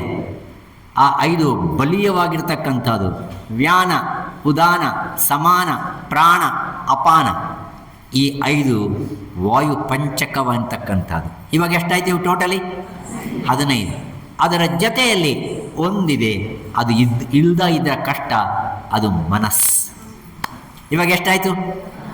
ಈ 16 ಇಂದ್ರಿಯಗಳಲ್ಲಿ ಅನುಸ್ಯೂತವಾಗಿ ನಿನಗೆ ಗೊತ್ತಿಲ್ಲದೇ ಎಲ್ಲ ಕಾರ್ಯ ಕೆಲಸಗಳನ್ನು ಮಾಡ್ತಕ್ಕಂಥದ್ದು ಯಾರಿದಾರೋ ಅವನು ಕೃಷ್ಣ. ನೀವು ಒಂದೊಂದು ಇಂದ್ರಿಯದಿಂದ ಎಷ್ಟು ಅಸಂಖ್ಯಾತವಾಗಿರ್ತಕ್ಕಂಥ ಕಾರ್ಯ ಕೆಲಸಗಳು ಮಾಡ್ತೀರಿ. ಈ ಕಿವಿಲಿಂದ ಎಷ್ಟು ಶಬ್ದಗಳು ಕೇಳ್ತೀರಿ? ಒಂದೊಂದು ಶಬ್ದ ಒಂದೊಂದು ಗೋಪಿಕಾಸ್ತ್ರೀ. ಎಷ್ಟು ಶಬ್ದಗಳು? ಸಾವಿರಾರು. ಆದ ಕಾರಣವೇ ಸಾವಿರಾರು ಗೋಪಿಕಾಸ್ತ್ರೀಗಳು ಒಂದೇ ಕಡೆ ಇದ್ದಾರೆ. ಹಾಗೆ 16,000 ಕಾರ್ಯ ಕೆಲಸಗಳನ್ನು ಮಾಡಿಸ್ತಕ್ಕಂಥವನು ಯಾನಿದ್ದಾನೋ, ಪ್ರತಿಯೊಂದು ಕಡೆ ಇರ್ತಕ್ಕಂಥವನು ಯಾರಿದ್ದಾರೋ ಅವನು ಕೃಷ್ಣ. ಇಲ್ಲಿದ್ದರೆ ಇಲ್ಲಿಲ್ವಾ, ಇಲ್ಲಿದ್ದರೆ ಇಲ್ಲಿಲ್ವಾ, ಇದ್ದರೆ ಮತ್ತು ಎಲ್ಲಿಲ್ಲ, ಎಲ್ಲ ಕಡೆನೇ ಇರ್ತಕ್ಕಂಥ. ಆದ ಕಾರಣವೇ ಬೇರೆ ಮತಸ್ಥರು ನಮ್ಮನ್ನು ಬೈತಾರೆ. ಎಂಥ ಕೃಷ್ಣರೇ ನಿಮ್ಮ ಕೃಷ್ಣ? 16,000 ಗೋಪಿಕಾಸ್ತ್ರೀಯರು, ಅವೆಲ್ಲ 8 ಜನ ರಾಣಿಯಂದರು. ಭೂಮಿರಾಪೋ ನಲೋ ವಾಯು ಖಮ್ಮನೋ ಬುದ್ಧಿರೇವಚ ಅಹಂಕಾರ ಇತಿ ಎಮ್ಮೆ ಭಿನ್ನ ಪ್ರಕೃತಿ ಅಷ್ಟದ. ಇವು ಅಷ್ಟ ಪ್ರಕೃತಿಗಳು ಈ 16,000 ಗೋಪಿಕಾ ಸ್ತ್ರೀಯರ ಮಧ್ಯೆ ಇದ್ರೂ ಕೃಷ್ಣ ಅಸ್ಖಲಿತ ಬ್ರಹ್ಮಚಾರಿ. ಅಂಥ ಶ್ರೀಕೃಷ್ಣ ಭಗವಂತ ಪಾಂಡವರ ಪಕ್ಷಪಾತಿ ಅಲ್ಲ. ನಾನು ಈ ಮಾತು ತುಂಬ ಕೇರ್ಫುಲ್ಲಾಗಿ ಹೇಳ್ತೇನೆ. ಪಾಂಡವರ ಪಕ್ಷಪಾತಿ ಅಲ್ಲ. ಅವರು ಎಲ್ಲರ ಜೊತೆಯಲ್ಲಿ ಇರತಕ್ಕಂಥವರು, ಪ್ರತಿಯೊಬ್ಬರನ್ನು ವಿಚಾರಿಸ್ಕೊಂಡಿರ್ತಕ್ಕಂಥ, ಯಾವ ಭೇದವೂ ಇಲ್ಲ ಇರತಕ್ಕಂಥ ಮಹಾನುಭಾವ ಆ ಶ್ರೀಕೃಷ್ಣ ಭಗವಂತ. ನೋಡಿ ಯಾತಕ್ಕಂತಂದು ಹೇಳ್ತೀನಿ. ಮೊಟ್ಟ ಮೊದಲನೇ ಸಾರ್ತಿ ವಿಶ್ವರೂಪ ಯಾರಿಗೆ ತೋರಿಸ್ದ? ದೇವಕಿಗೆ ತೋರಿಸ್ದ. ದೇವಿಕಿಗೆ ಎಲ್ಲಿ ತೋರಿಸ್ದ ಅಂದರೆ ಹೊಟ್ಟೆಯಲ್ಲೇ ತೋರಿಸ್ದ. ಆಮೇಲೆ ದೇವಿಕೆ ಅನಿಸ್ಕೊಂತಲೇ ವಿಷ್ಣುಮೂರ್ತಿ ಇಲ್ಲಿ ಎಂಥ ಪ್ರಭಾವವಾಗಿದ್ದಾನೆ ಅಂತ. ಆಮೇಲೆ ಯಾರಿಗೆ ತೋರಿಸ್ದ? ಯಶೋದಗೆ. ಯಶೋದಗೆ ಎಲ್ಲಿ ತೋರಿಸ್ದ? ಬಾಯಲ್ಲಿ ತೋರಿಸ್ದ. ಆಮೇಲೆ ಯಾರಿಗೆ ತೋರಿಸ್ದ ವಿಶ್ವರೂಪವನ್ನು ಅಂದರೆ ಯಾರಿಗೆ ತೋರಿಸ್ದ? ಆಮೇಲೆ ಧೃತರಾಷ್ಟ್ರನಿಗೆ. ಧೃತರಾಷ್ಟ್ರ ಕೌರವರಿಗೆ ಎಲ್ಲರಿಗೂ ತೋರಿಸ್ದ. ಧೃತರಾಷ್ಟ್ರನಿಗೂ ತೋರಿಸ್ದ, ಕೌರವರಿಗೂ ತೋರಿಸ್ದ. ಕೌರವರು ಕೆಟ್ಟವರು ಅಂತಂದು ತೋರಿಸ್ದೇ ಇಲ್ಲ, ಅವನಿಗೂ ತೋರಿಸ್ದ. ಅವ್ರಿಗೆ ಭೇದ ಇಲ್ಲ. ಹಾಗಾದನ್ನು ಅರ್ಥ ಮಾಡ್ಕೊಳ್ಳಿ. ಈ ಕೃಷ್ಣ ಸಾಮಾನ್ಯನಲ್ಲ ಅಂತಕ್ಕಂಥದ್ದು ಅರ್ಥ ಮಾಡಿಕೊಂಡು ಚೆನ್ನಾಗಿ ಬಾಳಿ ಅನ್ನೋ ಉದ್ದೇಶದಿಂದ ಆ ವಿಶ್ವರೂಪವನ್ನು, ಆ ರಾಯಭಾರತ್ವವನ್ನು ಮಾಡ್ತಕ್ಕಂಥ ಸಂದರ್ಭದಲ್ಲಿ ತೋರಿಸ್ತಾನೆ. ಅವನು ಕಟ್ಟಾಕೋಕೆ ಹೋಗ್ತಾರೆ. ಯಾರು? ದುರ್ಯೋಧನ, ದುಶ್ಯಾಸನ, ಕರ್ಣ, ಶಕುನಿ, ಈ 4 ಜನ ಕಟ್ಟಾಕೋಕೆ ಹೋಗ್ತಾರೆ. ಆವಾಗ ತನ್ನ ವಿಶ್ವರೂಪವನ್ನು ತೋರಿಸ್ತಾನೆ. ಆ ಧೃತರಾಷ್ಟ್ರ ಮಹಾರಾಜು ಕುರುಡ, ಅಜ್ಞಾನಿ, ವ್ಯಾಮೋಹದಿಂದ ಕೂಡಿರ್ತಕ್ಕಂಥವನು. ಅವನಿಗೂ ತೋರಿಸ್ದ. ಆದರೆ ಅಲ್ಲಿಯೂ ಬುದ್ಧಿ ಬಂದಿಲ್ಲ. ಯಾರಿಗೆ? ಧೃತರಾಷ್ಟ್ರನಿಗೆ. ಆವಾಗ ಅಂದ್ಕೊಂಡ ಶ್ರೀಕೃಷ್ಣ, ಇವರಿಗೆ ಇನ್ನೊಂದು ಬೇರೆ ಗತಿ ಇಲ್ಲ, ಇವ್ರನ್ನ ಸಂಹಾರ ಮಾಡಲೇಬೇಕು. ಎಲ್ಲಿ ರಿಪೇರಿ ಆಗೋದಿಲ್ಲ ಅಂತಂದು ಅರ್ಥ ಆಯಿತೋ ಅಲ್ಲಿ ನಾಶನವನ್ನು ಮಾಡ್ತಕ್ಕಂಥದ್ದು ನನ್ನ ಕರ್ತವ್ಯ ಭಾವನೆಯಿಂದ ಕೃಷ್ಣ ಮತ್ತು ಪಾಂಡವರ ಪಕ್ಷಪಾತಿಯಲ್ಲ, ಪಾಂಡವರ ಜೊತೆಯಲ್ಲಿ ಧರ್ಮದ ಜೊತೆಯಲ್ಲಿದ್ದ. ಧರ್ಮದ ಜೊತೆಯಲ್ಲಿ ಇರ್ತಕ್ಕಂಥವನು ಶ್ರೀಕೃಷ್ಣ. ಆಮೇಲೆ ವಿಶ್ವರೂಪ ಯಾರಿಗೆ ತೋರಿಸ್ದ? ಅರ್ಜುನನಿಗೆ. ಎಲ್ಲರೂ ನೋಡಿದ್ರ? ಅರ್ಜುನನಿಗೆ ರಣರಂಗದಲ್ಲಿ ತೋರಿಸ್ದ. ಯಾರ್ಯಾರು ನೋಡಿದ್ರು ಅವಾಗ? ಯಾರು ನೋಡಿದ್ರು?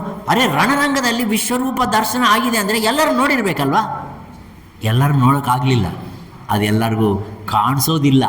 ಯಾರಿಗೆ ಉದ್ದೇಶ ರೂಪಕವಾಗಿದೆಯೋ ಅವ್ರಿಗೆ ಮಾತ್ರನೇ ಕಾಣಿಸ್ತು.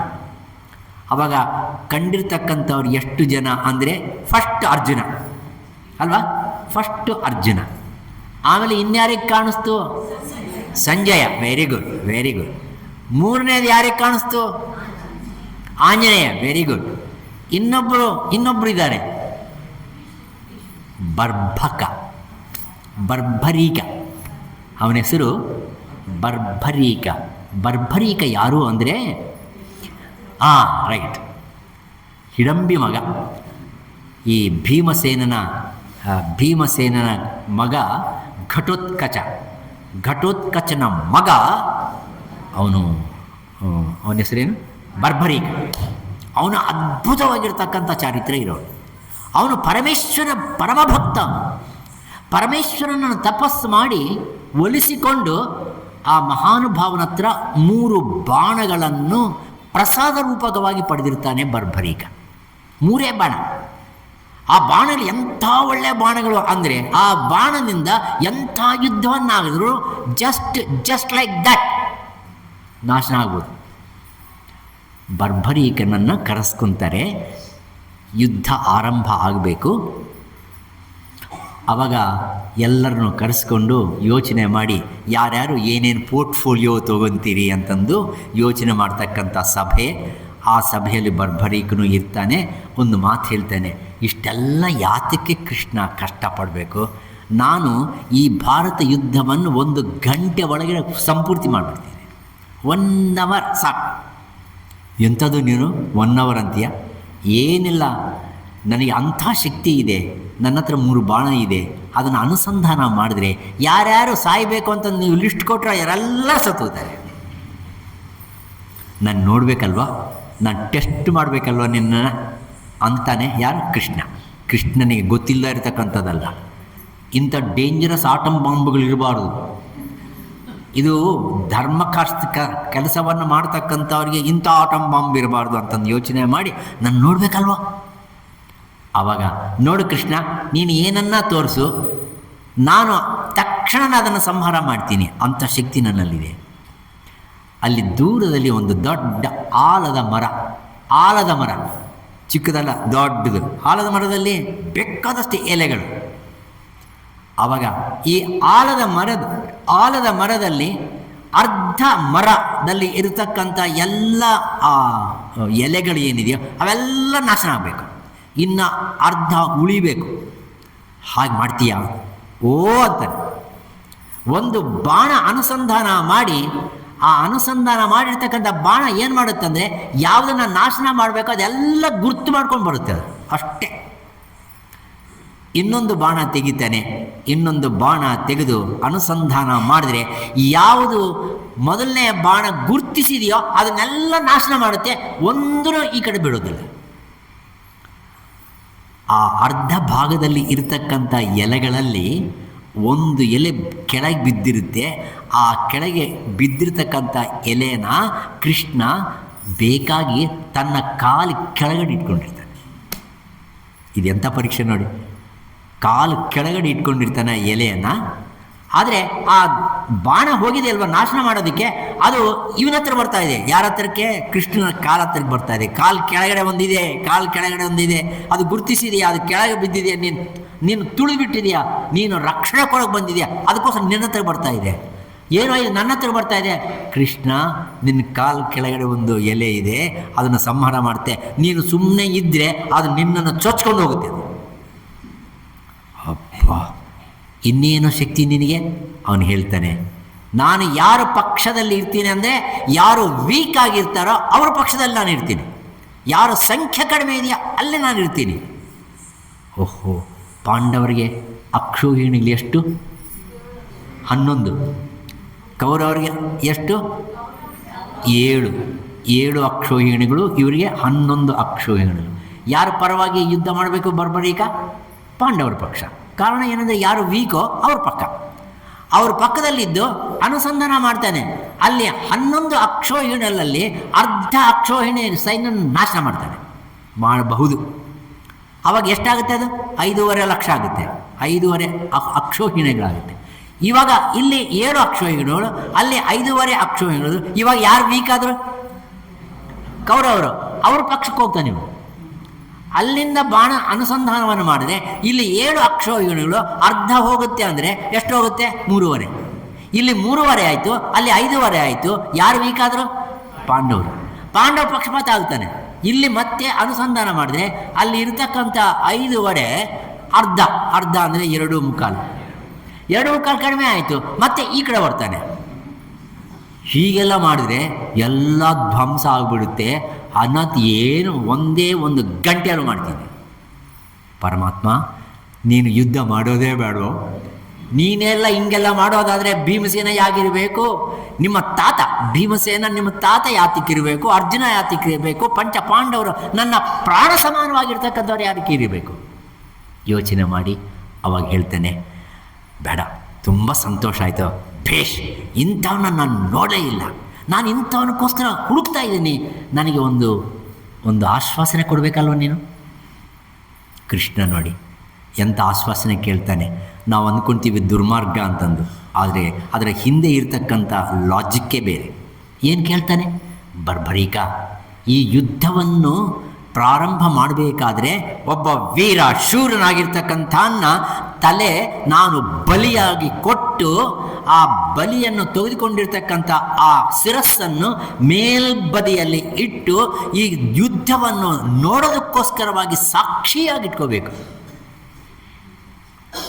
ನೀನು ಆ ಕೆಲಸ ನನಗೆ ಮಾಡಿಕೊಡು, ಪ್ರಮಾಣ ಮಾಡು ಅಂತ ಏನು ಕೇಳ್ತಾರೆ? ಹಾಗಾದರೆ ಯಾರ ತಲೆ ಕೇಳ್ತಾ ಇದ್ದಾರೆ?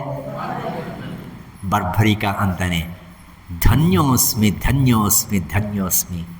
ಕೃಷ್ಣ, ನಿನ್ನ ಮುಖಾಂತರವಾಗಿ ನನಗೆ ಮುಕ್ತಿ ಬರ್ತಾ ಇದೆ ಅಂದರೆ ಅದಕ್ಕಂದರೆ ನನಗೆ ಬೇಕಾಗಿರ್ತಕ್ಕಂಥದ್ದೇನು? ತಥಾಸ್ತು, ನಾನು ಕೊಡ್ತೀನಿ.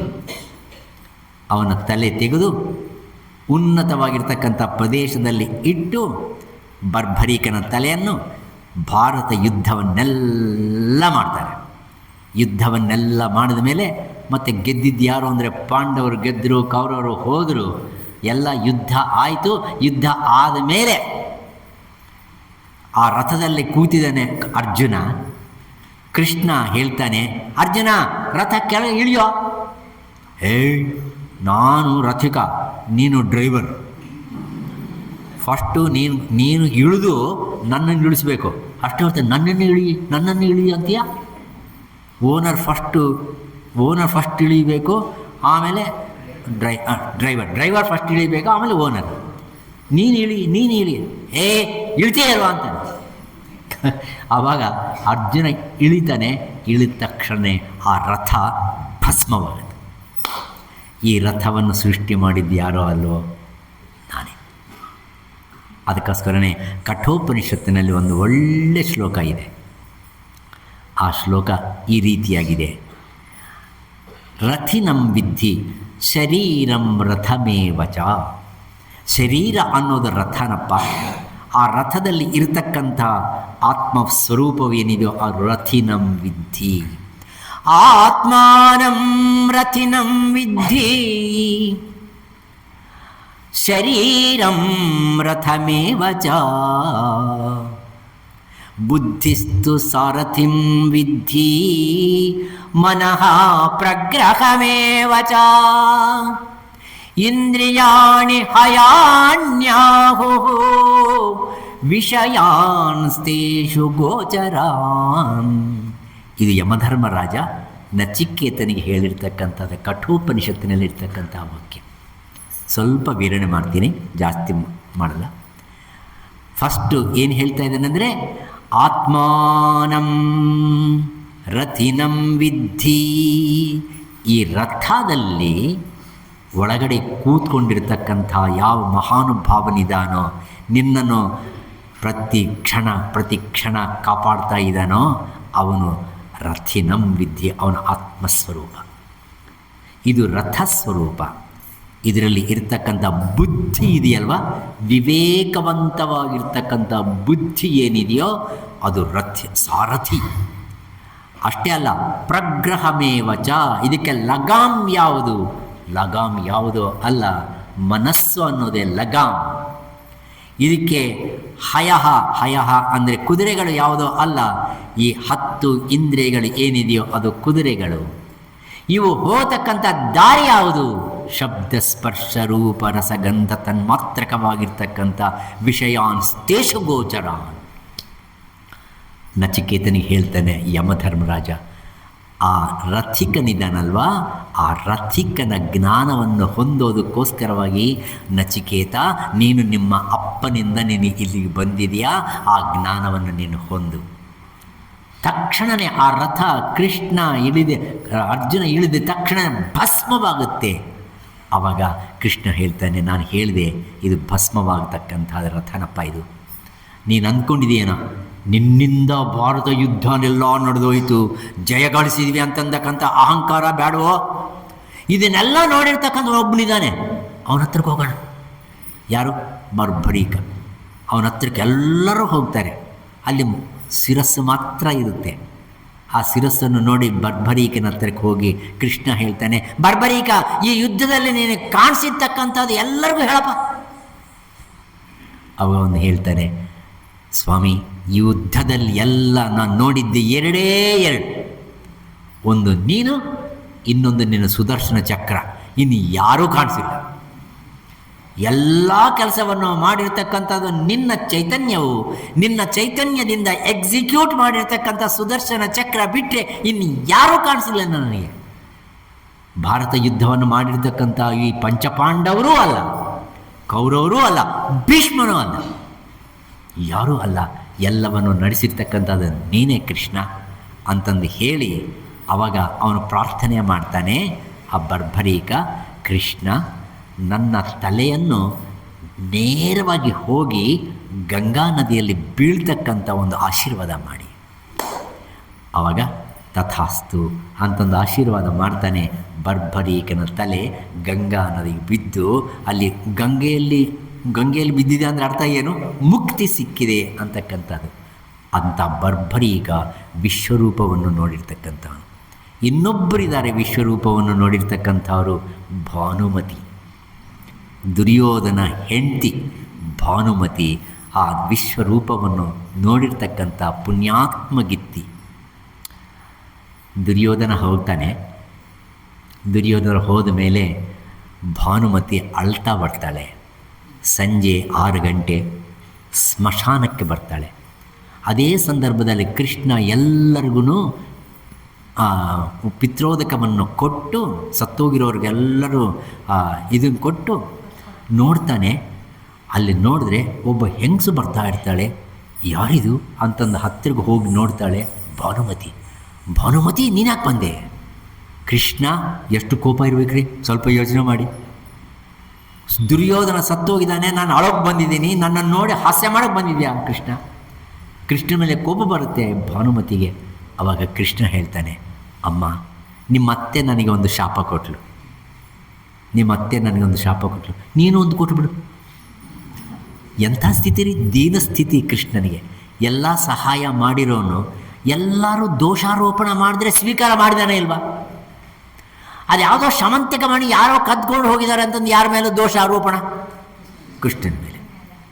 ಇನ್ನೇನೋ ಆಗಿದೆ ಅಂತಂದು ಇವನ ಮೇಲೆ ದೋಷಾರೋಪಣ. ಎಲ್ಲ ಬೈದಿದ್ದೆ ಯಾರನ್ನ? ಕೃಷ್ಣ. ಇಲ್ಲಿನೂ ಆ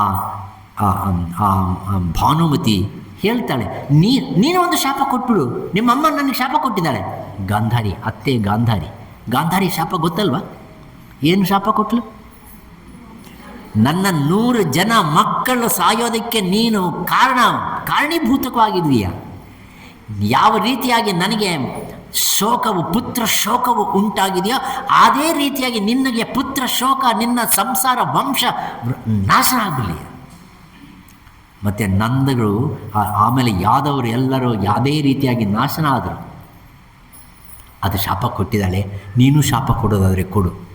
ಆವಾಗ ಭಾನುಮತಿ ಹೇಳ್ತಾಳೆ, ಇಲ್ಲ, ಅಲ್ಲಮ್ಮ, ನೀನು ಇಷ್ಟು ಹತ್ತಿರದಿರ್ತಕ್ಕಂಥವಳು, ನೀನು ದುರ್ಯೋಧನಿಗೊಂದು ಮಾತ್ರ ಹೇಳ್ಬಾರ್ದಾಗಿತ್ತೆ. ಬಿಡು, ನಿನ್ನ ದುರ್ಮಾರ್ಗತ್ವ ಬಿಡು, ಆ ಪಾಂಡವರಿಗೆ ಕೊಡಬೇಕಾಗಿರ್ತಕ್ಕಂಥದ್ದು ಕೊಟ್ಬಿಡು ಅಂತಂದು ಯಾಕೆ ಹೇಳಿಲ್ಲ ನೀನು? ಆವಾಗ ಭಾನುಮತಿ ಹೇಳ್ತಾಳೆ, ನಾನು 1 ಸಾರ್ತಿ ಅಲ್ಲ 100 ಸಾರ್ತಿ 1000 ಸಾರ್ತಿ ಹೇಳಿದ್ದೀನಿ, ಬೇಡ. ಹೆಂಡತಿ ಒಳ್ಳೆ ವಾಕ್ಯಗಳನ್ನು ಕೇಳ್ದ ಇರ್ತಕ್ಕಂಥ ಗಂಡಸರು ಯಾರು ಅಂದರೆ ದುರ್ಯೋಧನರು. ನಾನು ಇನ್ನೇನು ಹೇಳೋಕ್ಕಾಗಲ್ಲ. ಅದಕ್ಕೋಸ್ಕರ ಹೆಣ್ಣು ಮಕ್ಕಳು ಏನನ್ನ ಹೇಳಿದ್ರೆ ಒಪ್ಕೊಳ್ಳಿ, ಬಿಡಬೇಡಿ ಅನ್ಬೇಡಿ. ಯಾಕಂದರೆ ಅವ್ರು ಯಾವ ಒಳ್ಳೆಯ ಉದ್ದೇಶದಿಂದ ಹೇಳಿರ್ತಾರೋ ಆ ಉದ್ದೇಶವನ್ನು ಈಡೇರಿಸಬೇಕಾದ್ರೆ ಖಂಡಿತ ಯಾವುದು ಕೇಳಬೇಕು ಅದು ಕೇಳಿ, ಎಲ್ಲ ಕೇಳ್ಕೊಂಡ ಕೂತ್ಕೊಂಡ್ರೆ ಬಲು ಕಷ್ಟ ಆಗುತ್ತೆ. ಆಮೇಲೆ ಒಬ್ಬ ಹೆಂಡತಿ ಹೇಳ್ತಾಳೆ, ನನಗೆ ಬಂಗಾರ ಮೇಲೆ ಬಲು ಇಷ್ಟ ರೀ, ಪ್ರತಿ ದಿವಸ ಒಂದು ಹೊಸ ಹಾರ ಆಗಬೇಕು, ಹೊಸದು ಪ್ರತಿ ದಿವಸ ಒಂದು. ಪಾಪ ಗಂಡ ಒಪ್ಕೊತಾನೆ, ಯಾಕಂದರೆ ಸಿನ್ಸಿಯರ್ ಹಸ್ಬೆಂಡ್. ಪಾಪ ಪ್ರತಿ ದಿವಸ ಒಂದು ಹೊಸದು, ಪ್ರತಿ ದಿವಸ ಹೊಸದು. ಸಾಕಾಗಿದೆ ಅವನಿಗೆ. ಒಂದಿನ ಹೇಳ್ದ, ಒಂದು 15 ದಿವಸನೋ 15 ದಿವಸ ಆದಮೇಲೆ, ನಾಳೆ ಏನು ತರ್ತೀರಾ, ನಾಳೆ ಯಾವುದು ಹೊಸದು ತರ್ತೀರಿ, ಮಾಡ್ತೀನಿ ಇರೋ ಅಂತಂದು ಹೇಳಿ ಅವ್ರೇನು ಮಾಡ್ದ, ಒಂದು ಕಬ್ಬಿಣದ್ದು ಗೋಲ್ಸು, ಈ ಎಮ್ಮೆಗಳಿಗೆ ಕಟ್ಟಾಕ್ತಾರಲ್ಲ ಕಬ್ಬಿಣದ್ದೆಲ್ಲ ಹಾಕಿ ಅದಕ್ಕೆಲ್ಲ ಬಣ್ಣ ಹಾಕ್ದ. ಯಾವ ಬಣ್ಣ ಹಾಕಿ ನಿನಗೆ ಒಳ್ಳೆ ತಂದಿದ್ದೀನಿ ಇವತ್ತು, ಭಾರವಾಗಿ ತಂದೆ, ಚೆನ್ನಾಗಿರುತ್ತೆ, ಅವಳು ಟೊಣ್ಣಾಗಿದ್ಲು ಪಾಪ. ಇವ್ರು ತೊಗೊಂಡು ಬಂದ, ಹಾಕ್ತಾ ಚೆನ್ನಾಗಿದೆ, ತುಂಬ ಚೆನ್ನಾಗಿದೆ, ನಾಳೆ ಇನ್ನೊಂದು ತೊಗೊಂಡು ಬನ್ನಿ. ಅಂದರೆ ಅಂತಾದರೂ ಒಪ್ಕೋಬಾರ್ದು. ವಿವೇಕದಿಂದ ಏನು ಕೇಳಬೇಕು ಅದನ್ನು ಕೇಳಲೇಬೇಕು. ಭಾನುಮತಿ ಹೇಳ್ತಾನೆ, ನಾನು ಕೇಳಿಲ್ಲ, ನಾಶನ ಮಾಡ್ಕೊಂಡ್ಬಿಟ್ಟ ನನ್ನ ಗಂಡ. ಆವಾಗ ಅವಳು ಒಂದು ಪ್ರಾರ್ಥನೆ ಮಾಡ್ತಾಳೆ ಕೃಷ್ಣನನ್ನು, ಕೃಷ್ಣ ನನ್ನ ಗಂಡನ ನೋಡ್ಬೇಕು ಅಂದ್ಕೊಂಡಿದ್ದೀನಿ. ಆವಾಗ ನೋಡಿ ಎಂಥ ಒಂದು ಪರಿಸ್ಥಿತಿ. ಕೃಷ್ಣ ಹೇಳ್ತಾನೆ, ನನ್ನ ದಿವ್ಯ ದೃಷ್ಟಿಯನ್ನು ಕೊಡ್ತೀನಿ ನಿನಗೆ, ವಿಶ್ವರೂಪವನ್ನು ಕೊಡ್ತಾನೆ. ಆ ವಿಶ್ವರೂಪವನ್ನು ಆ ತಾಯಿಗೆ ತೋರಿಸಿ, ನಿನ್ನ ಗಂಡ ಎಲ್ಲಿದ್ದಾನೆ ನೋಡು. ಅವನು ಎಲ್ಲಿರ್ತಾನೆ ಅಂದರೆ ಸ್ವರ್ಗದಲ್ಲಿರ್ತಾನೆ. ಯಾರು? ದುರ್ಯೋಧನ. ಅವ್ರು ಯಾರ ಜೊತೆಯಲ್ಲಿ ಇರ್ತಾನೆ ಅಂದರೆ ಭೀಮನ ಜೊತೆಯಲ್ಲಿ ಇರ್ತಾನೆ. ಆವಾಗ ಭೀಮನ ಜೊತೆಯಲ್ಲಿ ದುರ್ಯೋಧನ ಇಬ್ಬರು ಮಾತಾಡ್ಕೊತಾ ಇರ್ತಾರೆ. ನೋಡ ಹೆಂಗೆ ಮಾಡಿದೆ ನಾನು, ತೊಡೆ ಮೇಲೆ ಹಾಕಿದೆ ಗೊತ್ತಾ, ಎಷ್ಟು ಚೆನ್ನಾಗಿತ್ತು. ಅದೇನೋ ಒಂಥರ ನಾಟಕ ಮಾಡ್ದಂಗೆ. ಅವರೆಲ್ಲ ಆರಾಮಾಗಿದ್ದಾರೆ, ಅವ್ರು ಸ್ವರ್ಗದಲ್ಲಿದ್ದಾರೆ, ನೀನು ಯಾಕೆ ಗೋಳಾಡ್ತೀಯ ಭಾನುಮತಿ, ಅವ್ರು ಆರಾಮಾಗಿದ್ದಾರೆ. ಎಲ್ಲರನ್ನು ನಾನು ಸ್ವೀಕಾರ ಮಾಡ್ತಕ್ಕಂಥದ್ದು ನಾನೇ.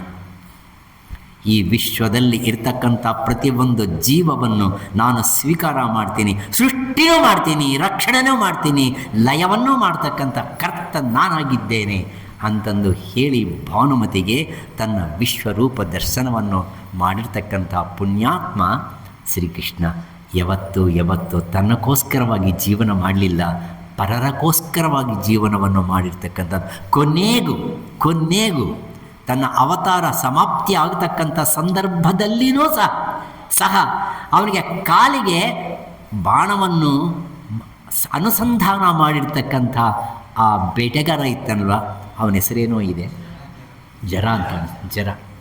ಅವನು ಬಂದು ಗೋಳಾಗ್ತಾನೆ, ಅಯ್ಯೋ ಕೃಷ್ಣ ನೀನು ಇಂಥ ಕೆಲಸ ಮಾಡಿದೆ, ಒಳ್ಳೆ ಕೆಲಸ ಮಾಡಿದೆ, ನನಗೆ ಅವತಾರ ಸಮಾಪ್ತಿ ಆಗಬೇಕಾಗಿತ್ತು.